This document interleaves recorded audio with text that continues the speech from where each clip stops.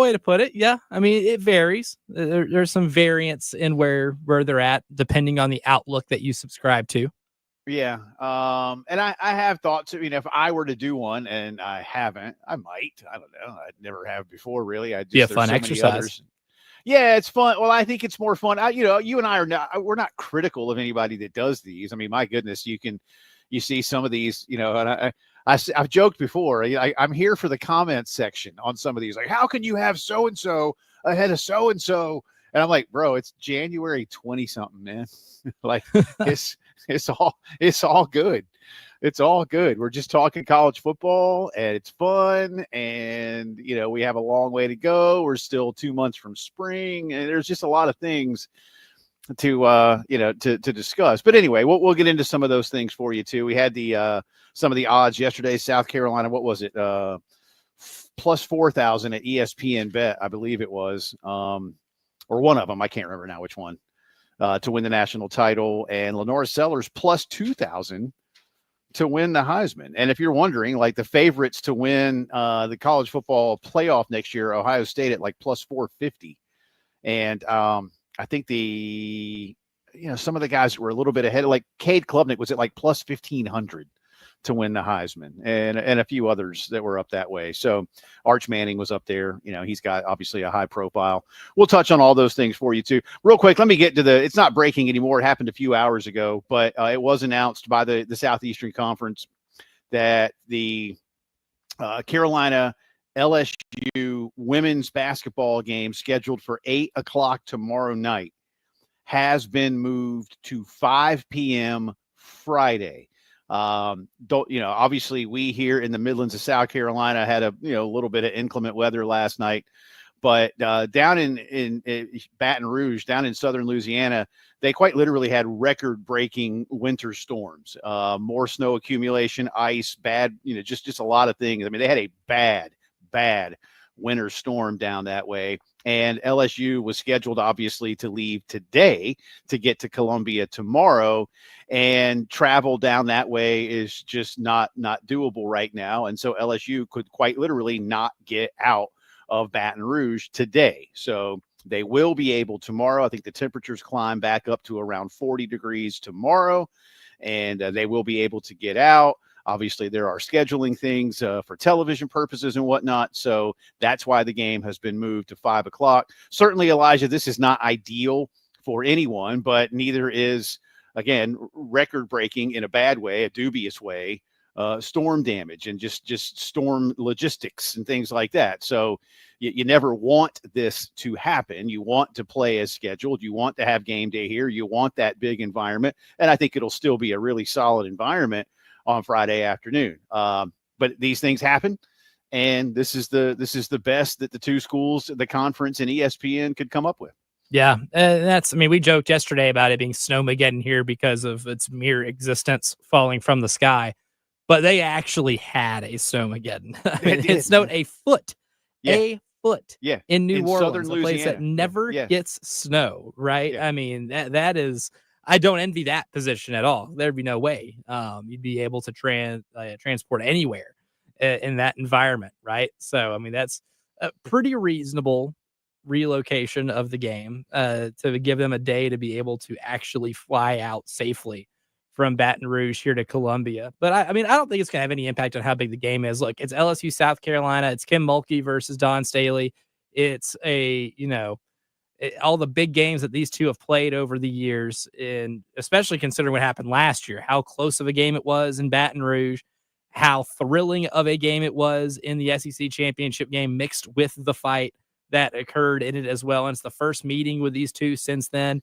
So there's a lot of juice in this game, man. If you want to talk about men or women, high profile regular season basketball games, it's still going to be as good as it gets. I don't foresee a 24-hour delay in tip-off time having any impact on how these two programs feel about each other and how intense this thing is going to be. And I still fully expect anyone that was planning on going to that game on Thursday, still going to that game on Friday. I think so. Certainly hope so. And again, nothing is ideal here, but last year, I remember a lot of the talk was, it's an NCAA tournament environment. And I'm like, nah, man, it's not. Let's not call it that. It's two NCAA championship caliber programs because that's who's won the last couple of them. But, it was on campus. It was a regular season game. And I wanted to treat it as such. And I think, when LSU comes back into the gym on Friday, or whether it was going to be tomorrow night, it'll be like that. But Lulu will talk about it. Carolina in the midst of a 5-game stretch where they're playing ranked teams, and so far they have passed those tests with flying colors. Will they do the same with LSU, one of the few remaining undefeated teams in the country? LSU comes in with a number 5 ranking, but a team that is certainly capable of knocking off anybody, and certainly a team led by a coach who's won 4 championships to win another one this season. So a lot to look forward to. But once again, Carolina, LSU women's basketball postponed by a day, 21 hours, I guess, if we want to officially do the math. It'll be Friday afternoon at 5:00, and we'll have more details on the broadcast and everything else for you coming up in just a little bit. In the meantime, a lot of football to discuss here in the offseason. I still, by the way, Elijah Campbell, I have not yet seen, and I'm not like worried about it or anything, but I've not yet seen, and maybe you have, and I've just missed it, the television numbers for Monday night's championship game. They typically at least get overnights from, the top 20 markets relatively quickly. And here we are coming up on close to 48 hours since the game started. And I've not seen any. Do I read anything into that? Am I a conspiracy theorist who says that the mouse doesn't want me to know how many people did or didn't watch? I don't think it really matters, because you know what? That money's coming in the same way. Right. Sure. You're still getting it. I think that, and we might even find out by the end of the show, right? When those numbers come out. I personally don't deliver everything that I'm supposed to deliver on time. A slight character flaw. I think, maybe sometimes there are people in this country running a little bit slower right now. Maybe, but I'm not looking anything into it. Now, if it's this time next week, okay, then maybe something is a little funny afoot. Maybe there is time to flub numbers, but nah, I'm almost willing to bet we find out before the end of the show how many people were watching that game Monday night. All right, that's good. We don't need to wager on it, but that's fine. That's fine. Again, I already had to eat Rocky Mountain oysters last year, did. so we'll. I'll take a slight hiatus from the on-air wagering. All right. Well, we'll find something exotic for me to do should I lose something at some point when it matters again. I promise. So I don't know exactly what that looks like, but we'll figure that out when the day comes. Again, the record 33.4 million. That was Ohio State, Oregon 10 years ago, when Ohio State won the first college football playoff. Now they've won the first 12-school college football playoff. One of the things that I have heard about that is how a lot of people, especially the casual fan, might not have stayed as engaged into the college football postseason because of how long it went and because of the delays in some of the games, and Thursday night here, Friday night there, Monday night for another one, some on the holiday, some not on the holiday, things like that. I do think that matters, because you and I have talked about it a bunch. Those of us, and this would include, I would think, just about everybody listening to us right now, we're college football diehards, and you could play it at 4 a.m., on a Wednesday. I'll be watching. And we're all tuned in, right? Absolutely. We're all tuned in, except Gunner. But, but I'm sorry. Was that mean? Who cares?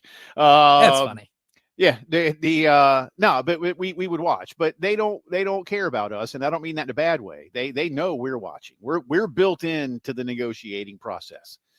Who's not built in? And one of the reasons I'm asking, a little bit is the casual fan. And when you say casual, it doesn't mean like, oh, what is it? College football? But just like, I don't know. I like the NFL, but I'll watch some of that. Who you got? That kind of thing. And when you've got two of the biggest brands in the sport, you figure it's going to be a pretty big deal. But we'll get into that. Could Carolina be part of it next year? Will Clemson be part of it again next year? That's a lot of what's going on with a lot of folks picking their way too early top 25s. What does that mean for the Gamecocks? Is this adding pressure to Shane Beamer's shoulders, to Mike Shula's shoulders, to Clayton White, certainly to Lenora Sellers or Dylan Stewart.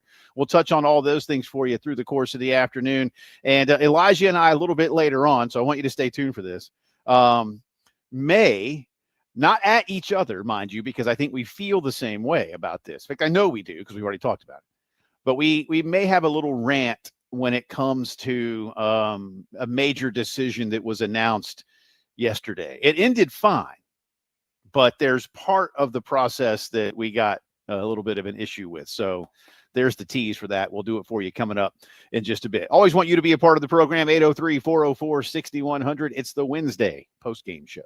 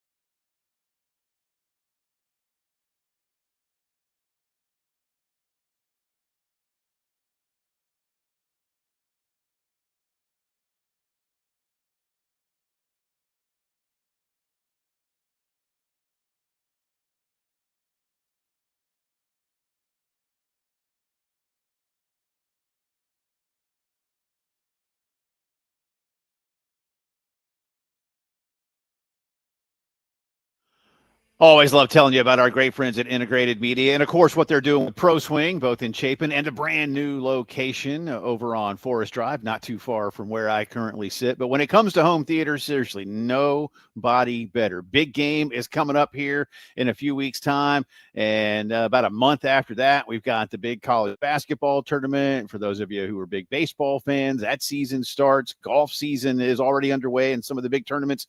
Then your favorite movies, shows, whatever you like to do it all better with Integrated Media. One room, whole house. They can control your thermostat, your security system, all from an app on your phone. You can even set these things up while you're at work. Maybe you're leaving the office. You turn it all on, turn the heat up, turn some music on. You walk into the house. It's like you never left. Yeah, you can do all those things. Indoors, outdoors, one room, whole house, Wi-Fi that works everywhere, and so much more.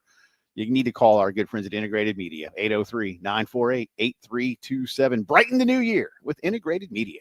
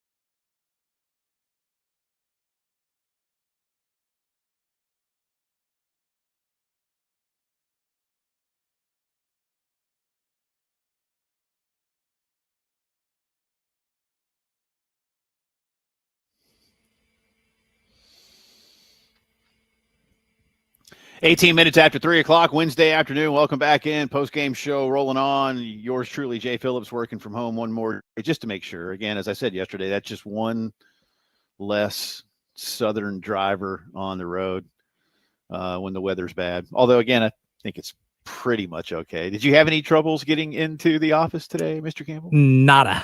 Zilch. No. I did wait a little bit. I should have come in. I should have come in. You could have come in. Yeah. Yeah. What if I couldn't make it back home, though? What if it got dark and just froze everywhere? That sounds like a skill issue on your part. Huh. Yeah. Well, at least I'm here doing this. You're comfortable. Not recorded. Yeah. And later on, for those of you who are on the YouTube stream, I might let my dog say hey again. That's the best entertainment value we have with you at your house is that we do get the dog shots, honestly. Both of them made a quick appearance yesterday, which was nice. We need more. They enjoyed it. I think we need an entire camera. One of them is behind me, and she is sound asleep. That's the little one. And I don't know where the big one. The big one's not in here with me right now, man. The big lab is she sleeps somewhere else. That's what labs do. You ever notice that? They sleep all the time. They like to sleep. They all like the time. to sleep. So always fun to talk college football. We do it all the time, and the way too early top 25s are out. It might be a little bit more fun for Carolina fans this offseason because South Carolina does figure in each of these as opposed to being 23rd or 24th or 25th in some and not in others. In fact, Elijah, I don't think I've seen one yet. And I know you were just running down a list of about a half dozen of them. I don't have any that have South Carolina outside the top 20. None going into this season. Now, these are nothing more than predictions, and there's certainly not any indicator of what may actually happen. South Carolina is going to have a very difficult schedule. But first off, just real quick, you got that list in front of you. So run down whatever order you choose. Run down some of the biggest ones that we have so far, and we'll give people an idea of what we're talking about in terms of Carolina's placement. Yeah, of course. Mark Schlabach from ESPN has him at number 10. Dennis Dodd from CBS has him at number 11. Pro Football Focus has South Carolina at number 12. Brad Crawford at 24/7 has them at number 11. The Athletic has them at number 16. And then, of course, Andy and Ari from On3 Sports has them at number 8. So there's two top 8s. The rest are within the top 15. Or not top 15 because the Athletic is 16 numbers. But all of them are within the top 20 and most of them within the top 15 with a couple in the top 10. So let's say, doing the quick math, the average of this is around 11 or 12. That sounds about right, in my opinion. And that would be good. Probably what I think Georgia, Texas, LSU ahead of South Carolina. Yeah. One with Auburn. And I think that was maybe CBS or On3. I can't remember which one it was. I had Auburn way, way too high for my liking. Yeah, I'm torn on where Auburn's going to be. I think you and I talked about it a lot through the season. A lot of what troubled Auburn was simply, turning the football over. Being generous. They were in, yeah. I mean, they were in a lot of their games. They played well at times defensively. They should have beaten Missouri up in Columbia, Missouri. They just blew it late there. Gagged that one away. They did. Oklahoma. I mean, Oklahoma. They had that game. Home. They had that game won and didn't finish the job. I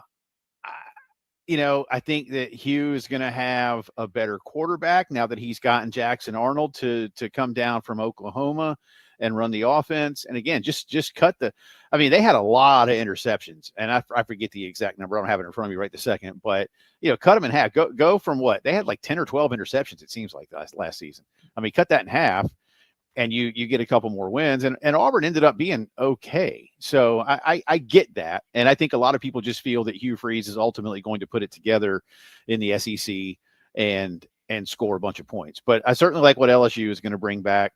And Georgia and Texas speak for themselves in terms of their roster. But look, I'm not going to sit here and say the answer is yes. I don't know. I'm asking it rhetorically, Elijah. Does this add pressure to anything that South Carolina is doing? Fan expectation rightly is going to change. And I think this year you talked about a bunch. I personally have for years said that this program should should expect. I think fans should expect to win 8 games minimum. That's not going 8-0 in the SEC. But that's a combination of conference and non-conference wins. That should be your floor. You've got enough resources. You've got enough talent to begin to expect that. You're not going to do it every year. All right. You're not, but you can expect that's sports. That. Yeah. Much like I say that the expectation for South Carolina baseball should be that you're going to host in the playoffs, because you should expect that. You've earned that level of expectation. Again, you're not always going to do it, but you should expect to, and then ask questions as to what went wrong when you don't. And I might feel the same way right now about the football team. I think that they're in a position now where 8 games is the minimum. You exceeded things greatly this year. If you set 8 at the floor again this coming season and you win 9, maybe it's not quite as big a jump. But is Elijah winning 10 or 11 in the regular season too much to ask for this football program? I kind of think it might be right now, until we really know what this roster is going to look like, because you're going to have a heck of a schedule again. That's for sure. I mean, and like, that's the one thing about expectations being fueled by a way too early top 25 is that there's still a lot that can change in terms of your roster construction. This wasn't that way back, before 2020. So you used to see, I mean, I love going back to old Sports Illustrated editions and looking at like where, after a championship game, whether it be football, basketball, whatever, and looking at a way too early top 25, which they always had at the very end of the part of their coverage, and going back and seeing how many were laughably bad, even while knowing exactly what the roster is going to look like for next year, because you could just do okay, well, there'll be a junior, there'll be a senior, and all this type of stuff. And you can do the quick math on the returning starters and everything like that. A little different now, considering the amount of player movement that happens even after a late national championship. There's still going to be some player movement. So a lot of it has to do with, what other schools around them are doing, right? Like, what your opinion on we'll use LSU for an example too, right? Your example on what LSU's outlook at the end of the year when the season ended is significantly different than what it is right now because of what they were able to do in the transfer portal. They picked up a lot of really good receivers. They beefed up the offense from that standpoint. Now what the defense looks like, still a mystery, but who knows? In the spring portal, they might be able to get a difference maker or two on that side of the football. South Carolina right now, I still have questions on how you're going to fill the production and the defensive line, and if those guys are going to be able to give you 75% of what Tonka and TJ and Boogie and those guys, and Kyle Kennard, what those guys got you on the defensive line. There's still a lot of holes to have to fill, especially in the linebacking room as well. So those questions, still need to be answered. That's what makes this, I guess, a little bit tougher. But as the team stands right now, I think, your offense should be room for excitement and reasonable top 15 expectation because of how Lenore's played. And here's the hard part, Jay. Now I'll swing this one back to you a little bit. How much of an effect will it make with the last 6 games of the year that Lenore's had, where he looked like Superman, where he looked like a player that would be worthy of legitimate Heisman buzz once we get into talking season? How much is that going to affect how teams game plan against him now? And would you expect maybe that type of attention to be either, I guess, a positive or a negative? Well, that's a great question. I think when you look at how teams view him, am I able to use, say, the end of the Clemson game as kind of a microcosm? Clemson, yeah. we talked about it. The winning touchdown. Look, Carolina, that was 3rd and long. We talked about how Lenore, he did go through his progressions. We spoke with Coach Beamer about that too. Like, yeah, hey, listen, he did what we wanted him to do. And we saw that growth in Lenore's. And yet when it came time, Clemson was prepared for him to run the football. They just couldn't stop him. So how much of that is about just Lenore's? I mean, I'll be curious to see early how a bunch of defensive minded coaches want to keep everything in front when it comes to Lenore's, how they say to themselves, don't let him beat you. It's different when it's a running back or a receiver or some such, perhaps. I'll be curious to see what that looks like for Lenore's and his own growth, because I think, and we don't know this yet, Elijah, but I think a lot of it is just the fact that when you ask the question, is he better than you? The answer is yes. And in college football, especially, far more often than not, when it's someone who is that much better than others, it's just really hard to stop him. Again, we don't compare him directly to Cam Newton, but there's a lot that others say. It's not just you and me. There's a lot of people from outside the borders of this state who have said, there's a lot to like about what Cam did. And we talk about it a bunch, Elijah. What if Cam didn't get in trouble at Florida? Right? Like we forget that sometimes as fans. What do his early years look like if he's able to play? What if he has 3 years to play at Florida? Who knows, man? I mean, does he still win the Heisman? Probably, because he won the Heisman. Is he still the first pick in the draft? Probably, because he was first pick in the draft. Still NFL MVP and go to the Super Bowl? Probably, because that's what he did. But, man, what would it have looked like in college if he doesn't get in trouble down in Gainesville and plays 3 years for the Gators? Or has to struggle a little bit, too. I mean, that's the thing. I think that's part of the legend of Cam Newton, right, is that he got 1 year of starting at the SEC level, and he did what he did in that 1 year, right? That's part of the whole mysticism of Cam Newton's legacy, is that he did that in the only year that he ever started quarterbacking in the SEC. What if he had to actually fill in for Tim Tebow when Tebow left, and he actually had a year to struggle? What does that struggle look like? And I think because we don't have that, Cam season, it goes down with a little more lore than maybe it did if he did have a bad first year and then have to develop on the fly in front of hundreds of thousands of people every Saturday. For the first of dozens of times on the other side of the break, we'll look ahead to the schedule. There are 5 teams ahead of South Carolina in the betting odds that are on the Gamecock schedule, at least betting odds when it comes to winning the national championship. We'll continue to touch on some off-season, way too early college football when the postgame show returns.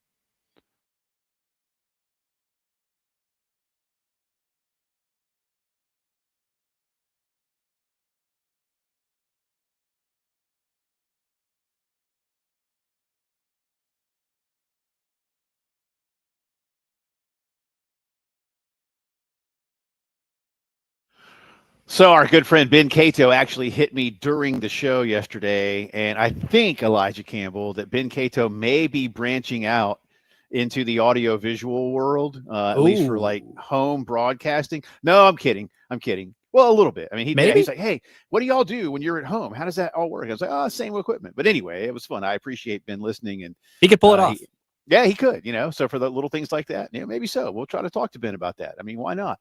In the meantime, for all of you who need to get your yard work done, whether you do it for yourself, whether you do it for a living, you need to see Cato's. They've been in business, family owned since 1983. And now so much more that is available for you when it comes to battery powered equipment that works like the gas powered stuff. You need to get in and see what it's like, especially if you do it for a living. This is a lot of stuff that won't go down on you as much as some of the old stuff does. 4012 West Beltline Boulevard, and always online, catospowerequipment.com.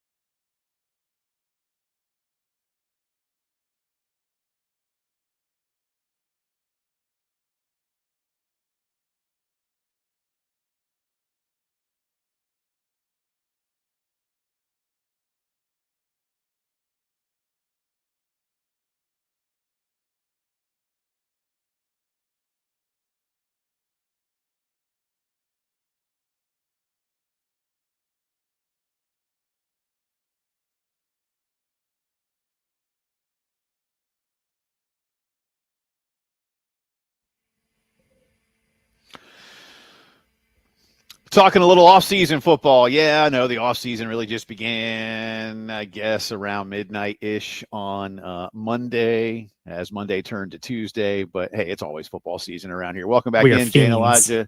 That's right. Elijah in the Herndon Chevy Studios. Yours truly, home for one more day. Tomorrow, I won't be in the studio, and neither will Elijah. We will be at the Irmo location of Craft and Draft. A little bit out, it's like, I say way out St. Andrews. To me, for somebody who lives in town and thinks about how long St. Andrews Road is, it's like out St. Andrews way. It's not like in, like now there's a part of St. Andrews that's basically in town, right there by the interstate. Like that's kind of like, that's almost like in town St. Andrews. That's more my neck of the woods there. This is getting out towards Dutch Fork way, but we'll be out there tomorrow. And they've got a big event going on this weekend, so looking forward to telling you about that. And anytime we are at a place that has lots of good beer, that's when the fun happens, man. You know what? After like 3 or 4, I might do my way too early top 25, and none of it's going to make sense. Because the only way anybody should be making a way too early top 25 is after you've had a few. I can test to that. Well, that's why we were saying that maybe some of these were done, after some of the reporters that were covering the champion, because almost all these people we're covering the national championship game in Atlanta. So, and then put them out, and you can see the timestamps on. We're like 3 a.m., 4 a.m. It's like, man. And their brains are already trying to digest what just happened in the national championship game. Like, you can't actually get a true reflection on how you feel about next season in a top 25 ranking format while still in that state of mind. So you might as well just go ahead and go full on silliness and throw a few back and get bold with it. That's the only way you should be able to do this. Central Michigan will be your national champion. Well, yeah, I got MTSU taking that playoff spot next year, that G5 playoff spot. And getting by. So, okay, let's say for the sake of the discussion, Mr. Campbell, because I know people will want to say, oh, well, I Andy and Ari, have us number 8. So that's going to be the one I latch onto. I want to be in the top 10. Of course you do. To be in the top 10, it means at the end of 12 games, you probably at worst need to be 10-2, right? Mm-hmm. All right. So Virginia Tech in Atlanta, win? Yeah, well, we could say so. Yeah, Virginia Tech's going to have some changes. South Carolina State at home, win. Better. Vanderbilt at home, win. Yeah, not as easy as it's been in the past, but as we sit Diego's right now, going to be there, and now Diego Pavia is going to be what, 25? I don't know if he's even going to be on his parents' insurance anymore at this point. So let's say you started 3-0. That's good. Missouri in Como. There's going to be a lot of shakeup there. They're going to look a lot different, but they've attacked the portal pretty well. Have they replaced Cook and Burden directly? And some of the guys on that defensive line. Who was the big star? I know the fun name. Johnny Walker. Yeah, Johnny Walker. Thank you. On that D line. If they've gotten like for likes for those 3, watch out for Missouri. If they haven't, then Eli's going to have to push a lot more buttons. But we know by and large, even last year, man, that was a great game. And South Carolina just ended. They won the game, but that was a great game. And Eli has Carolina's number. I still think he does until such time as you've won a few in a row. You have to win there first too. You have to beat him there. So, as much as Carolina fans may not want to hear it, for the sake of this discussion on this particular Wednesday in January, I'm going to say you're 3-1. All right, and that Missouri finds a way. Kentucky and Columbia 4-1. Yeah. You got Mark Stoops' number. The inverse is true for that game. At LSU. Look, I'll go back to that Missouri game. I'm going to call that a toss-up, all right? I'm not going to say, oh, you're going to lose that one. But I do not think that is one where Carolina fans should go, oh, we're going to win that one, because that's been dangerous. I think I like your roster better right now. I like who you've been able to bring back as opposed to who Missouri's been able to bring back. And there's going to be some other factors, because Missouri does hit the portal really well. How those going to their place, going to their hit, and going against Eli. I'm going to call that toss up. All right. So, I'm not sitting here labeling that, oh, you're definitely losing. Again, so Kentucky, you got, that's on the 27th. Then you have an off week.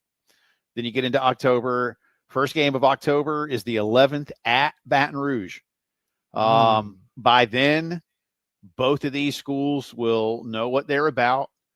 A hell of a game last year. If Lenoris doesn't go down, and if you get maybe one or two, maybe just one more favorable call, you probably win that football game. Again, I can't sit here and tell you definitely do because, butterfly effect and whatnot. But anyway, but that would feel like certainly a lean toward a loss as we speak. Tough place to win, man. And no matter how good LSU is, and I don't know exactly how many points LSU is going to give up on a weekly basis, but I do know that offensive points per game number is going to tick up a little bit because they have re-upped with weapons. So offensively, they're going to be a challenge enough to where you hope your defense is ahead of schedule at that point of the season. So, you're either, let's see, at that point, either what, 3 and 1, 4 and 2 or 5 and 1. Then Oklahoma comes to Columbia on the 18th, and Alabama. They made Alabama homecoming, man. Oh, I don't know about that one. Even if it's a down Alabama year, I don't love it. There are other games you could have chosen. I don't know if I like that. When was the last time you think Alabama's been somebody's homecoming game? I don't know. I'd like to find that out, actually. Very curious. As things stand, I think you'll beat Oklahoma, but that's a big toss up too. New offensive coordinator, new quarterback, coach coaching for his life. Alabama, again, I'm gonna say toss up because it's Alabama. Mm-hmm. Going to Mississippi is not going to be easy, and they have, I think, like LSU, they're like one of the top 5 portal recruiting classes. Mm-hmm.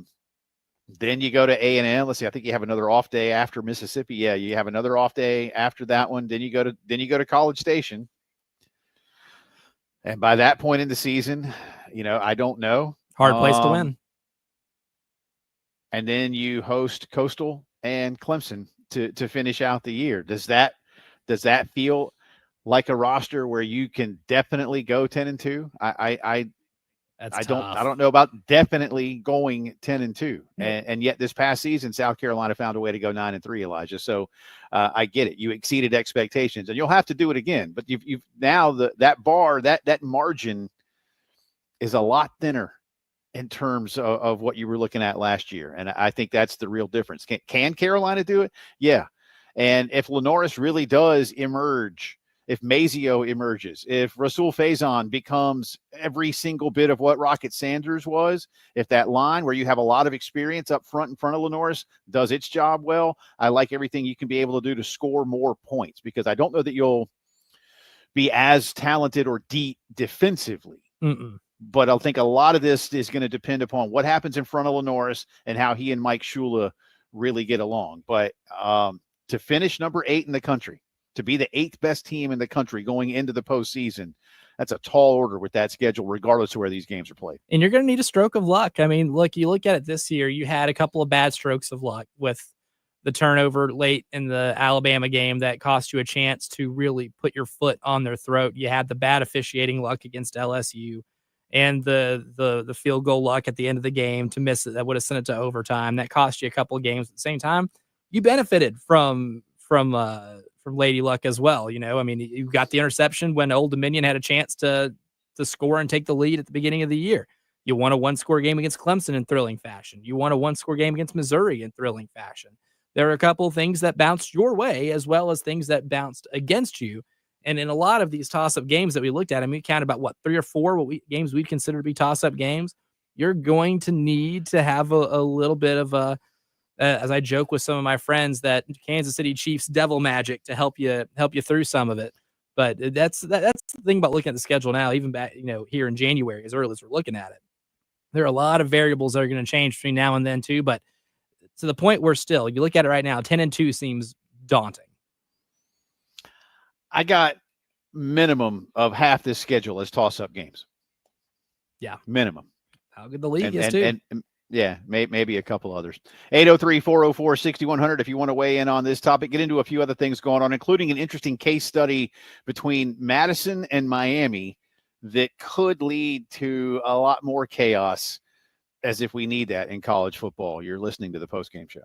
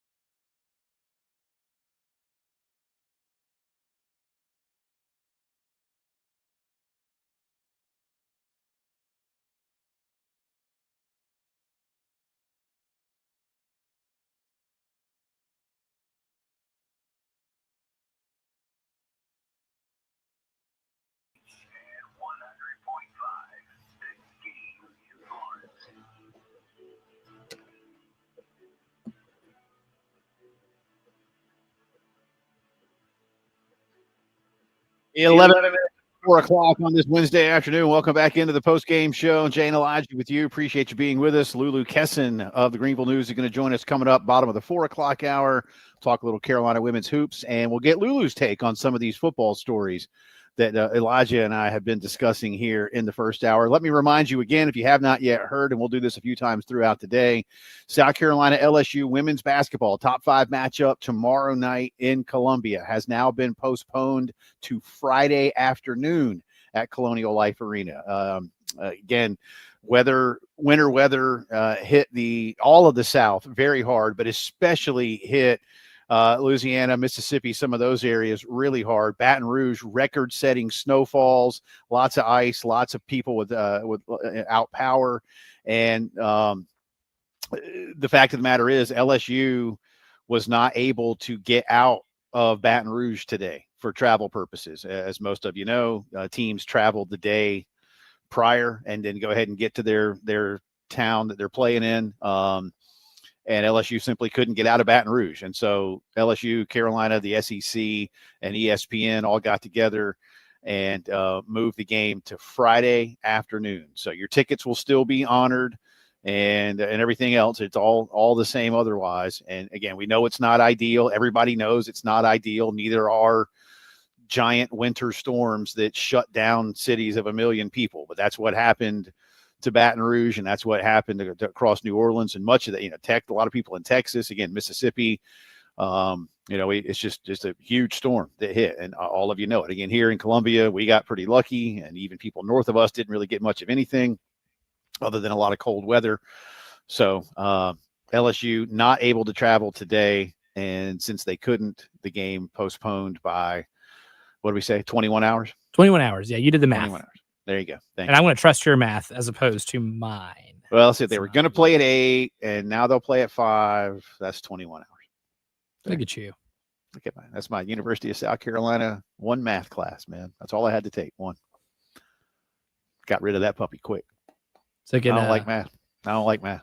Yeah, took a remedial stats. I still don't Tennessee know. Tech, and that wasn't pretty. I still don't know how my good friend Eric Henry majored in math. I don't understand. Oh wow. He did that. He took it on purpose. On purpose. Took like more math 4 classes years, man. On purpose. 4 years worth of taking a bunch of math. Get a major in it. I'd rather you hit me upside the head with a brick for 4 years. Can you get it? Can you get a degree doing that?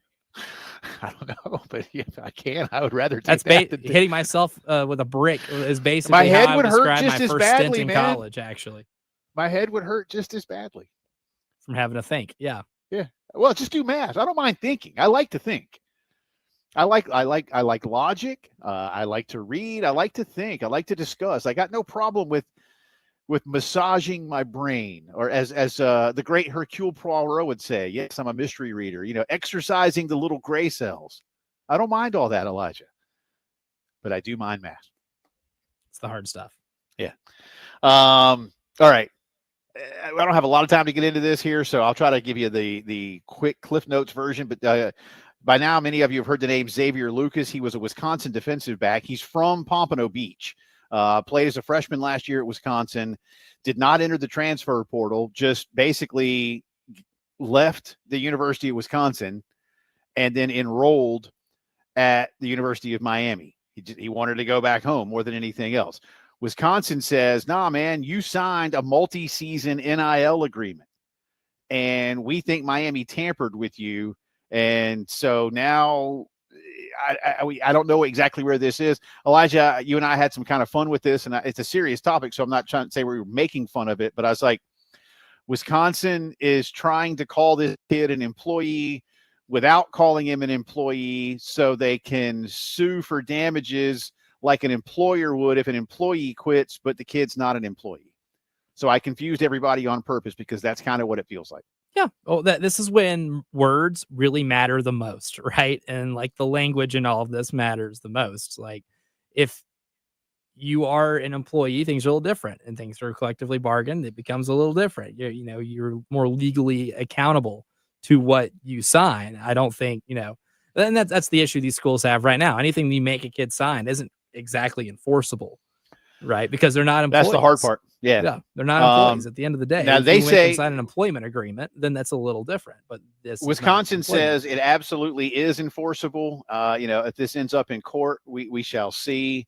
I think this is going to be an interesting case study in terms of how this goes down. By the way, this young man, Xavier Lucas, says that he wanted to enter the portal and Wisconsin wouldn't sign off on it. So he just said, all right, I'm out. And guess what? There is no rule or law against that because, as I keep saying, he's a free American adult. He just quit school and went somewhere else because, you can. Hour 2 of the postgame show coming at you. Lulu Kesson joins us, talk hoops and more.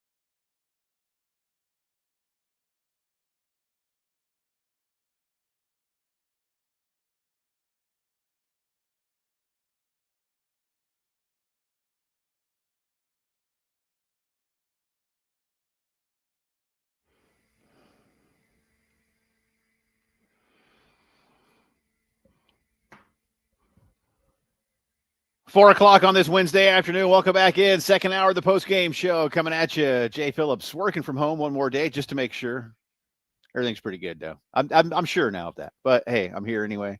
Elijah Campbell in the Herndon Chevy Studios, wherever you are. Appreciate you being with us. Lulu Kesson of the Greenville News will join us coming up bottom of the hour.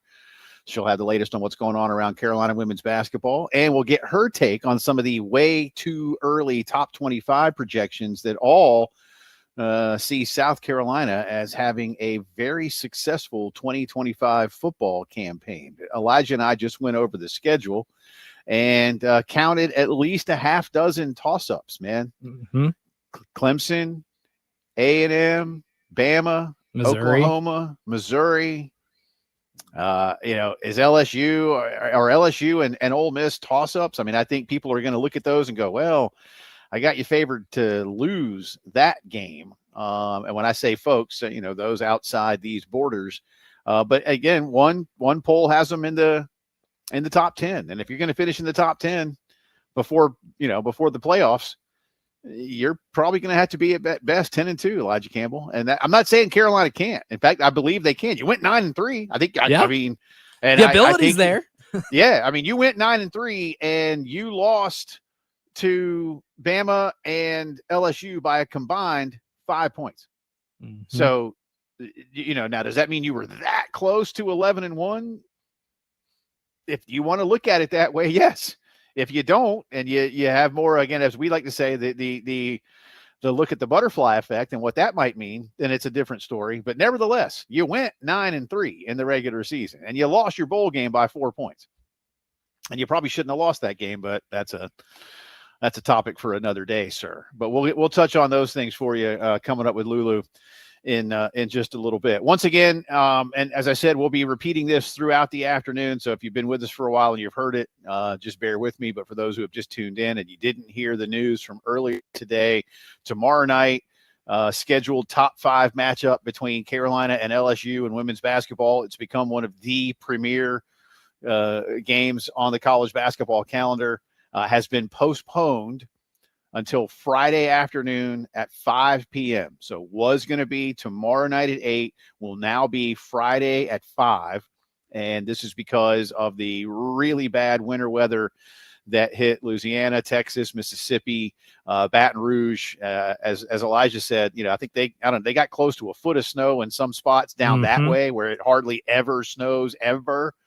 If you think an inch or two in Columbia is a big deal, multiply it by 4 in some spots, 3 or 4 or 5, and you have an idea what they dealt with in addition to much colder temperatures. Anyway, LSU, and not just LSU's plane. I mean, air travel, the airports weren't safe for a lot of takeoffs and landings, and LSU quite literally couldn't get out today. And that's when they would have left. College teams just do not, it ain't like high school. You don't get that 1 o'clock dismissal for a 5 o'clock game a couple hours away. Those were great, by the way, weren't they? Oh, those were the days, man. I love those days, man. Love those days. But anyway, no, they traveled the day ahead, and they could not get out of Baton Rouge until sometime tomorrow when temperatures warm back up. I think tomorrow I saw the forecast high down there was around 40. So, it should be a lot better. And obviously the storm has now passed, but they couldn't get out today. So that game has been moved to Friday at 5 o'clock. And that was a joint decision between the two schools and the Southeastern Conference. And I guess to some extent, ESPN. And I believe ESPN is going to televise that game. Is that right? I don't know. I honestly, I didn't see that part. I think they are. Yeah, I think so too. I know they were going to double check the press release that was sent just for clarification, but I feel like that was probably still. Yeah, I think that's going to be the case. Those terms remain. And so we'll have that for you coming up on Friday, and we'll talk with Lulu about not so much the logistics. I mean, again, these things happen. We've seen it here in Columbia in the not too distant past with having to move the flood game to Baton Rouge. Interesting that those two schools are involved in this. And then a couple of years after that, Carolina, Georgia was delayed by a day because of a hurricane. It happens. You don't want it to. It can be an inconvenience for some, but the safety, of everybody involved and doing what you need to do for the greater good is there. And this was the decision that was made. And I don't think it'll have any impact. I think you were right, Elijah, last hour. This will not have any impact on the environment. This will not have any impact on how these two teams go at each other. It's pretty obvious that they don't like each other now. It's just become that. It's become a lot more well documented. Yeah. I mean, last year, man, you and I talked about it. There were a couple of big shots that some Gamecocks hit that turned a packed Maravich Center into like church. Yeah. It got quiet quick late when Carolina just put their foot down. Yeah, the Bree Hall 3 off on the break off the feed from Camila Cardoso, still one of the defining plays of an undefeated season. I thought was the backbreaker. And that one was still. Remember, they trailed a lot of that game too, man. They trailed a lot, and I feel like that building felt Angel like that Reese was with a couple of dumb fouls. I remember, and the one that got her early. Yeah, the one that got her fouled out. It was just such a needless, emotional play. And I get that emotion runs high in games like that, but you gotta hold yourself in a higher place. So anyway, should be a lot of fun. But again, Friday afternoon, 5:00, Carolina LSU women's basketball. Please make a note of it. All tickets will be honored, just like anything else. They just had to move the game up or back a little bit because of what's going on with the weather in the southern half of Louisiana. So stepping away from that, and we'll come back around to some women's hoops with Lulu in about 30 minutes or so. But last night, the newest class of Baseball Hall of Famers was announced, and Ichiro was part of the class. CC Sabathia, Billy Wagner. All right. CC I'm with. I mean, CC won a bunch of games and was won really a Cy good Young. both. Yeah, he was good for a while with won a World Milwaukee. Series. He did. I said with Milwaukee and with the Yankees. I'm not so sure about Billy Wagner, but whatever. But Ichiro, there's currently 394 members of the Baseball Writers Association that vote for the Hall of Fame inductions. Ichiro was on 393 of those ballots. Now you may say, Jay, that's awesome. And it is. I, as the baseball lifer that I am, and a baseball diehard like I am troubled by the fact that there has been only one baseball player go into the Hall of Fame unanimously, and that was when Mariano Rivera was voted in a few years back as maybe the greatest closer in the game, certainly a debatable point, but regardless. And what I'm getting ready to say, Elijah, I've said before on air, I've said it to you off air. I do not mean this as a slam towards Mo Rivera in any way, shape, or form. But when the conversation for those who might not be as in tune with it is, well, he's the only unanimous player. He must be just so amazingly better than everybody else. It's like, no, he's not. Because again, Babe Ruth, Lou Gehrig, Joe DiMaggio, Ted Williams, into the next era of Mickey Mantle and Henry Aaron and Willie Mays and Sandy Koufax, into the more modern era of Mike Schmidt and guys like that. None of these guys were unanimous. Cal Ripken, Ken Griffey, none of these guys. That's junior, of course. Although senior was a good player, but not a Hall of Famer. And I could go on and on, Elijah. None of them were unanimous. And I say to myself, how? Why? Back in the day, I guess there were just some old curmudgeons. Well, I'm not going to vote for anybody on the first time into the hall. Okay, sir. I'm not sure that's how they sounded. They probably sounded more like that's exactly how they sounded. Yeah, that's what they sound to me, like Foghorn Leghorn. Yeah. I don't know. Anyway, but I just I hate it, man. Again, Elijah, look, rest in peace, right? How is Henry Aaron not a unanimous Hall of Famer? How's Willie Mays not a unanimous Hall of Famer? It's silly. Yeah, where does that dumb tradition come from anyway? I don't know. That's what I'm saying. Where does that even come from? Way back, somebody said, well, nobody should get in on no one deserves to get in on their first try. And somehow, some way, there were just enough of a percentage of the writers, because I think you have to have 75%, just enough of them to go like, all right, well, I'll carry that torch. These guys will all get in. A lot of them will get in on their first go, and they did. Hank Aaron, Willie Mays, and those guys all got in on their first go. But they should have been unanimous. And it leads me to today. Ichiro was amazing. I realized that he spent the bulk of his career quite literally in the corner of the country and in the American League, where he wasn't, going to get as much attention unless you were playing for New York. There's just a lot more popular National League teams than there are American League teams. I'm not trying to disparage the American League in any way. I promise you. I don't want Ford calling me and telling me about the Orioles or some such. But no, seriously, he spent the bulk of his career. He spent a little bit of time in New York City, actually, and then a little bit of time down in Miami. But, 262 hits in one season, 10 Gold Gloves, more professional hits than Pete Rose. Didn't come to America until he was 27. He was both the Rookie of the Year and the Most Valuable Player. Again, 10 Gold Gloves, went to 10 All-Star games, had what, 2 or 3 batting titles? 2 batting titles and 3 Silver Sluggers. What more would he need to do? And again, when it's one guy, in my opinion, it's like that one guy is like, watch this. I'm going to become the story. And that maybe bothers me as much as anything else, that this has to become part of the story. And you could say to yourself, all right, because I'm not the only one today. I'm just some guy here in Columbia, South Carolina. Trust me, there have been people all over the country that have been complaining about this today. But it's almost like that, whoever that voter is, he or she, I don't know. We haven't seen as of yet. You don't have to make it public if you don't want to with the BBWA.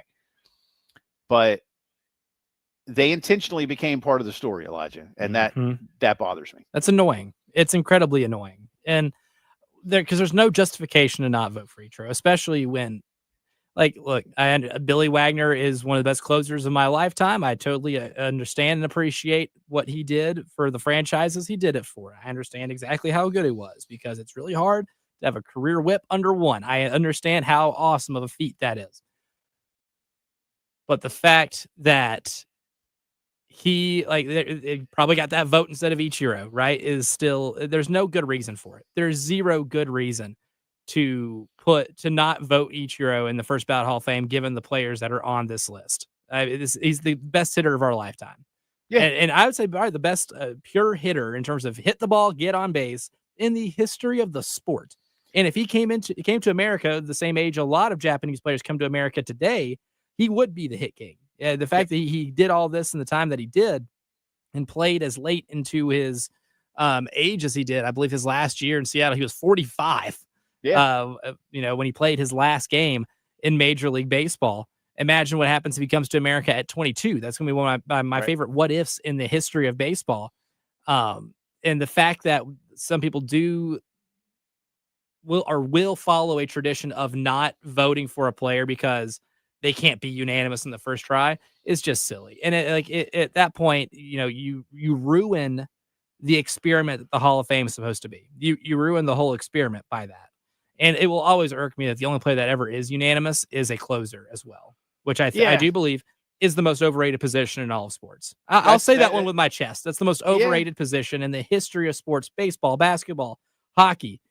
Kickers exist, and that's like putting a kicker as the first ballot unanimous Hall of Famer. That's like if the only unanimous Hall of Famer on the first try in the history of the NFL was Adam Vinatieri. Right. That's a fair way to look at it, man. Adam Vinatieri's a closer. And I have seen some who have said today, let's celebrate the fact that Ichiro got all but one of them. And it's like, look, if it was 80%, 85% or something like that, but it's almost like one dude intentionally said, nah, I'm not going to vote for this guy because, well, I don't have it. Just come out and justify it. Dazzle me, if you will. And when I say explain yourself. Yeah. To the millions of people that are baseball fans and wondering about it today, just tell us what it is that you didn't see in his career that tells you I'm not going to vote for him in year one of his eligibility, when clearly everybody else, as Eliza just said, if not the best pure hitter, certainly Williams, DiMaggio, Gwynn, Boggs, Pete Rose, Ichiro, they're in that tiny George Brett, tiny little group of people that are just dazzling with a baseball bat. Lots more to get to on the postgame show.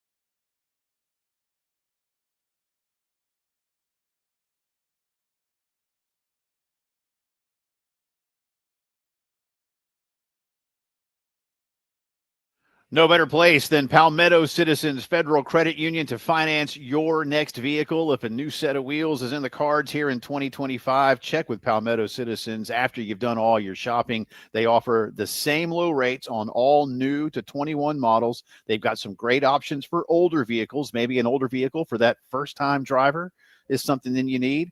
And many of the plans come with no payments for up to 90 days. Plus, Palmetto Citizens can finance over 100% of the retail or purchase price on those new to 21 models. And they offer additional coverage and insurance options that a lot of dealerships simply do not have. So shop all around for that next vehicle. Then check with the great folks at Palmetto Citizens and find how much you can save on your car payments. You can apply today at palmettocitizens.org or any of their 14 convenient Midlands locations. That's Palmetto Citizens.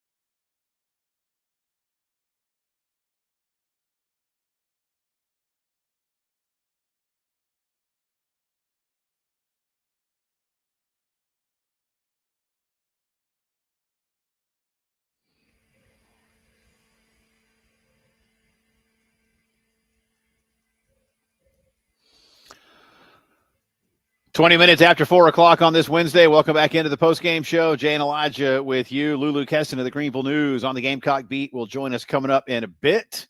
She will have more details on Carolina LSU being postponed by a little less than a day.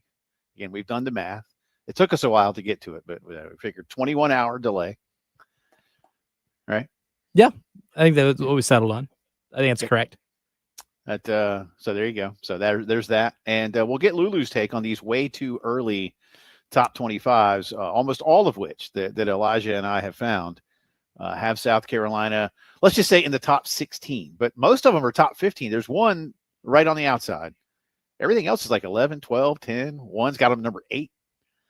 And Elijah was just sharing some information that we'll have for you in just a little bit about one national analyst thinking very highly of South Carolina's quarterback. So all that and more coming up. Real quick, couple of hits from the National Football League. First off, congratulations to Aaron Glenn. He is the new head coach of the New York Jets. I mean, congratulations, because you're going to get paid, man. And he gets to be a head coach in the NFL. It's a dream job because they drafted him a long time ago. He's had a great run as Detroit's DC. And although it's funny, Schefter reports that it is an agreement in principle, Elijah. Usually, yeah, those start off in principle, and then eventually you put pen to paper. But yeah, he say hasn't signed a contract as of yet.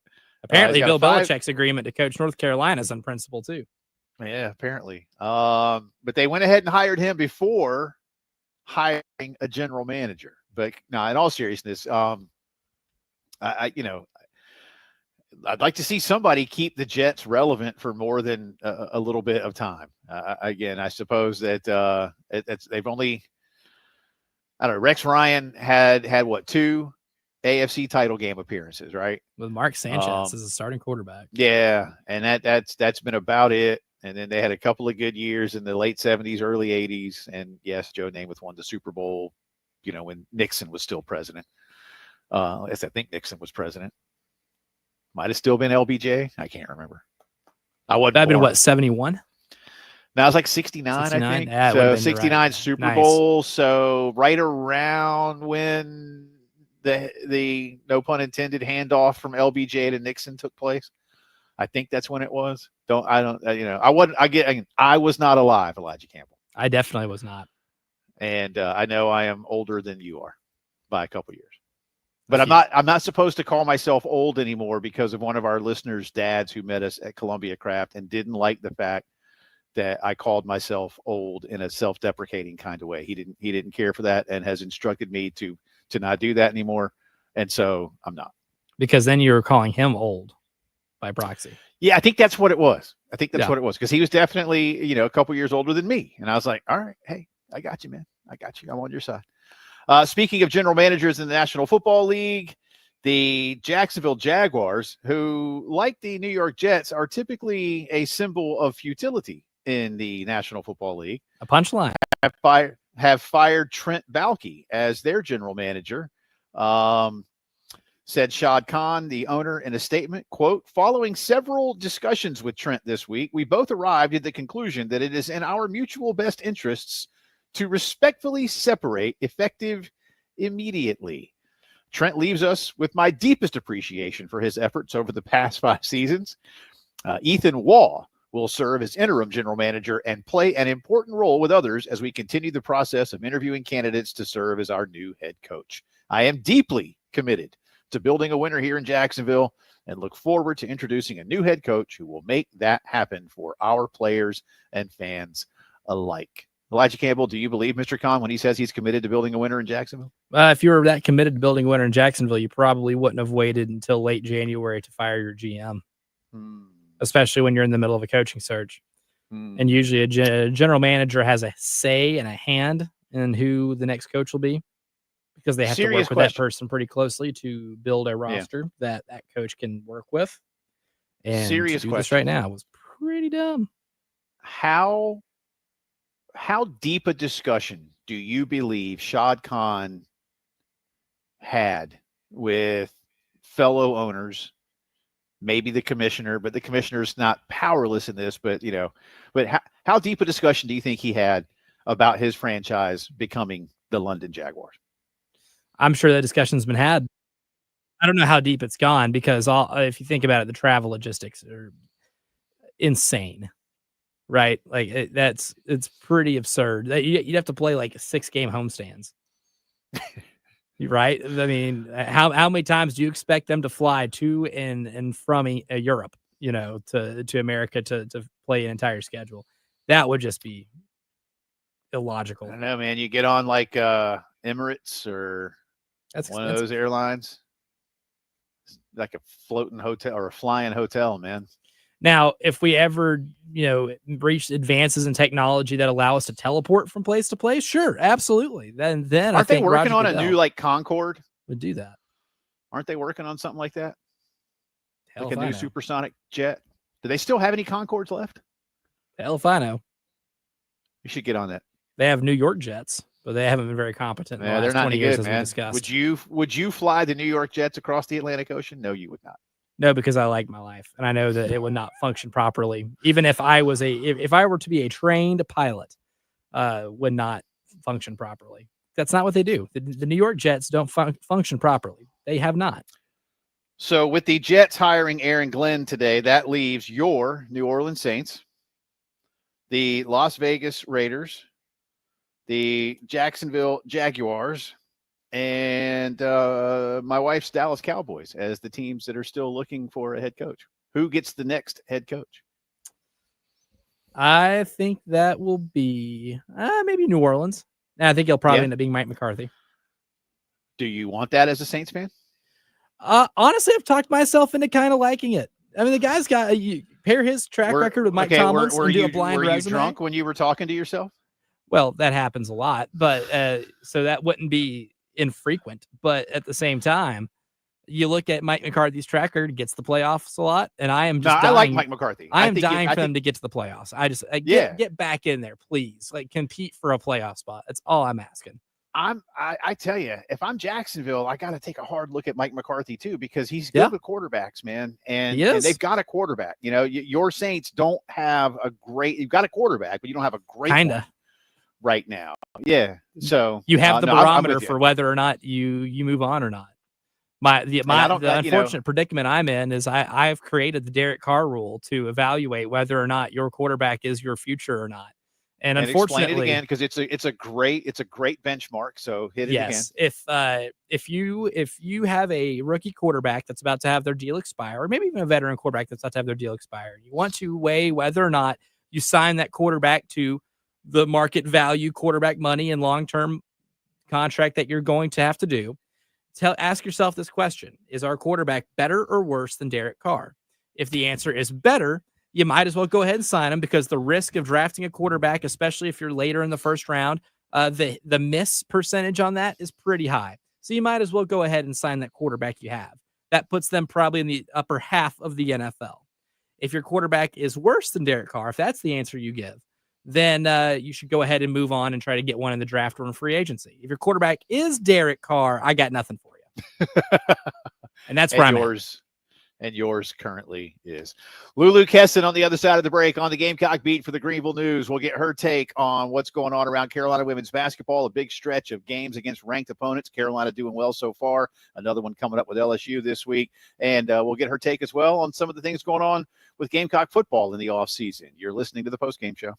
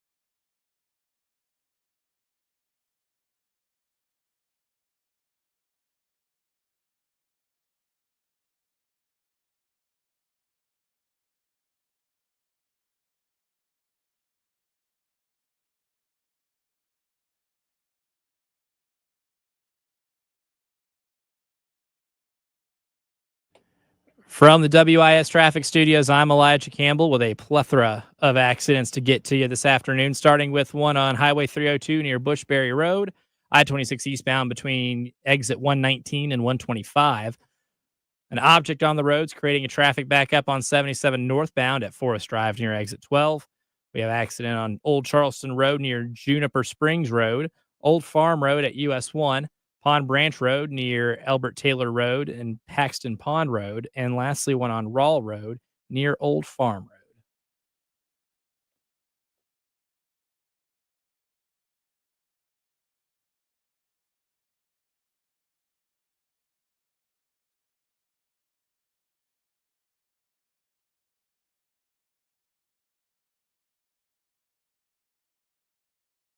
Talk a little Carolina women's basketball, some off-season football. Welcome back onto the program. Lulu Keston, she's on the beat for the Greenville News, covering Carolina athletics. Appreciate her time. Lulu, I'll very quietly, since you've not been on the show, say Happy New Year. But if I say it too loud, Elijah will yell at me because he is not a believer in saying Happy New Year to people after a certain date. So the year's not welcome new. back. Yeah. How you doing? Good. I'm good, guys. Thanks for having me back. And I will quietly say Happy New Year back to you. But yeah, I mean, it's the 22nd. I see both sides of the argument, but hey, I'll always say Happy New Year to someone. Don't take his side. Hey, Lulu, happy year, right? Happy year, because it's no longer new. So I will wish you loudly and confidently, and I'll say it with my chest. Happy year. There you go. All right. Happy Lulu, year to you too. Yeah, thank you. There you go. All right. Elijah wins? Yeah, maybe. I always do. Lulu, let's start with the news of the day, and that is the Carolina LSU women's game. Big tilt tomorrow night. Top 5 matchup postponed. Take us through what you've learned about how the two schools and the conference came to this decision. What I know is that I believe it's mainly just because LSU can't really get out of Louisiana right now. I think they got what I saw was 8 inches of snow. I'm from Massachusetts, so all of this is very funny to me, seeing classes and all that be canceled. But I think it's mainly on LSU's end. I don't know much about kind of the planning in the sense of like when they were supposed to get here today or anything like that. But from what I know, I mean, South Carolina, I'd say, is very lucky that this happened on a weekend where they're not playing Sunday. Obviously, they play Tennessee on Monday, so they definitely lucked out in the sense where it could have been a little tough if they had LSU on Friday and Tennessee on Sunday. But yeah, 5 p.m. Friday, I believe it's mainly because LSU just can't get here with proper amount of time to prepare. And with this LSU team this year, like the challenge they present a little different than last year. Obviously, no Angel Reese, and that's a pretty big departure. But when you watch this LSU team this year, still one of the few undefeated teams left in college basketball, how do you see them as being different than they were last year, and maybe the differences in the challenges that they pose to this year's South Carolina team?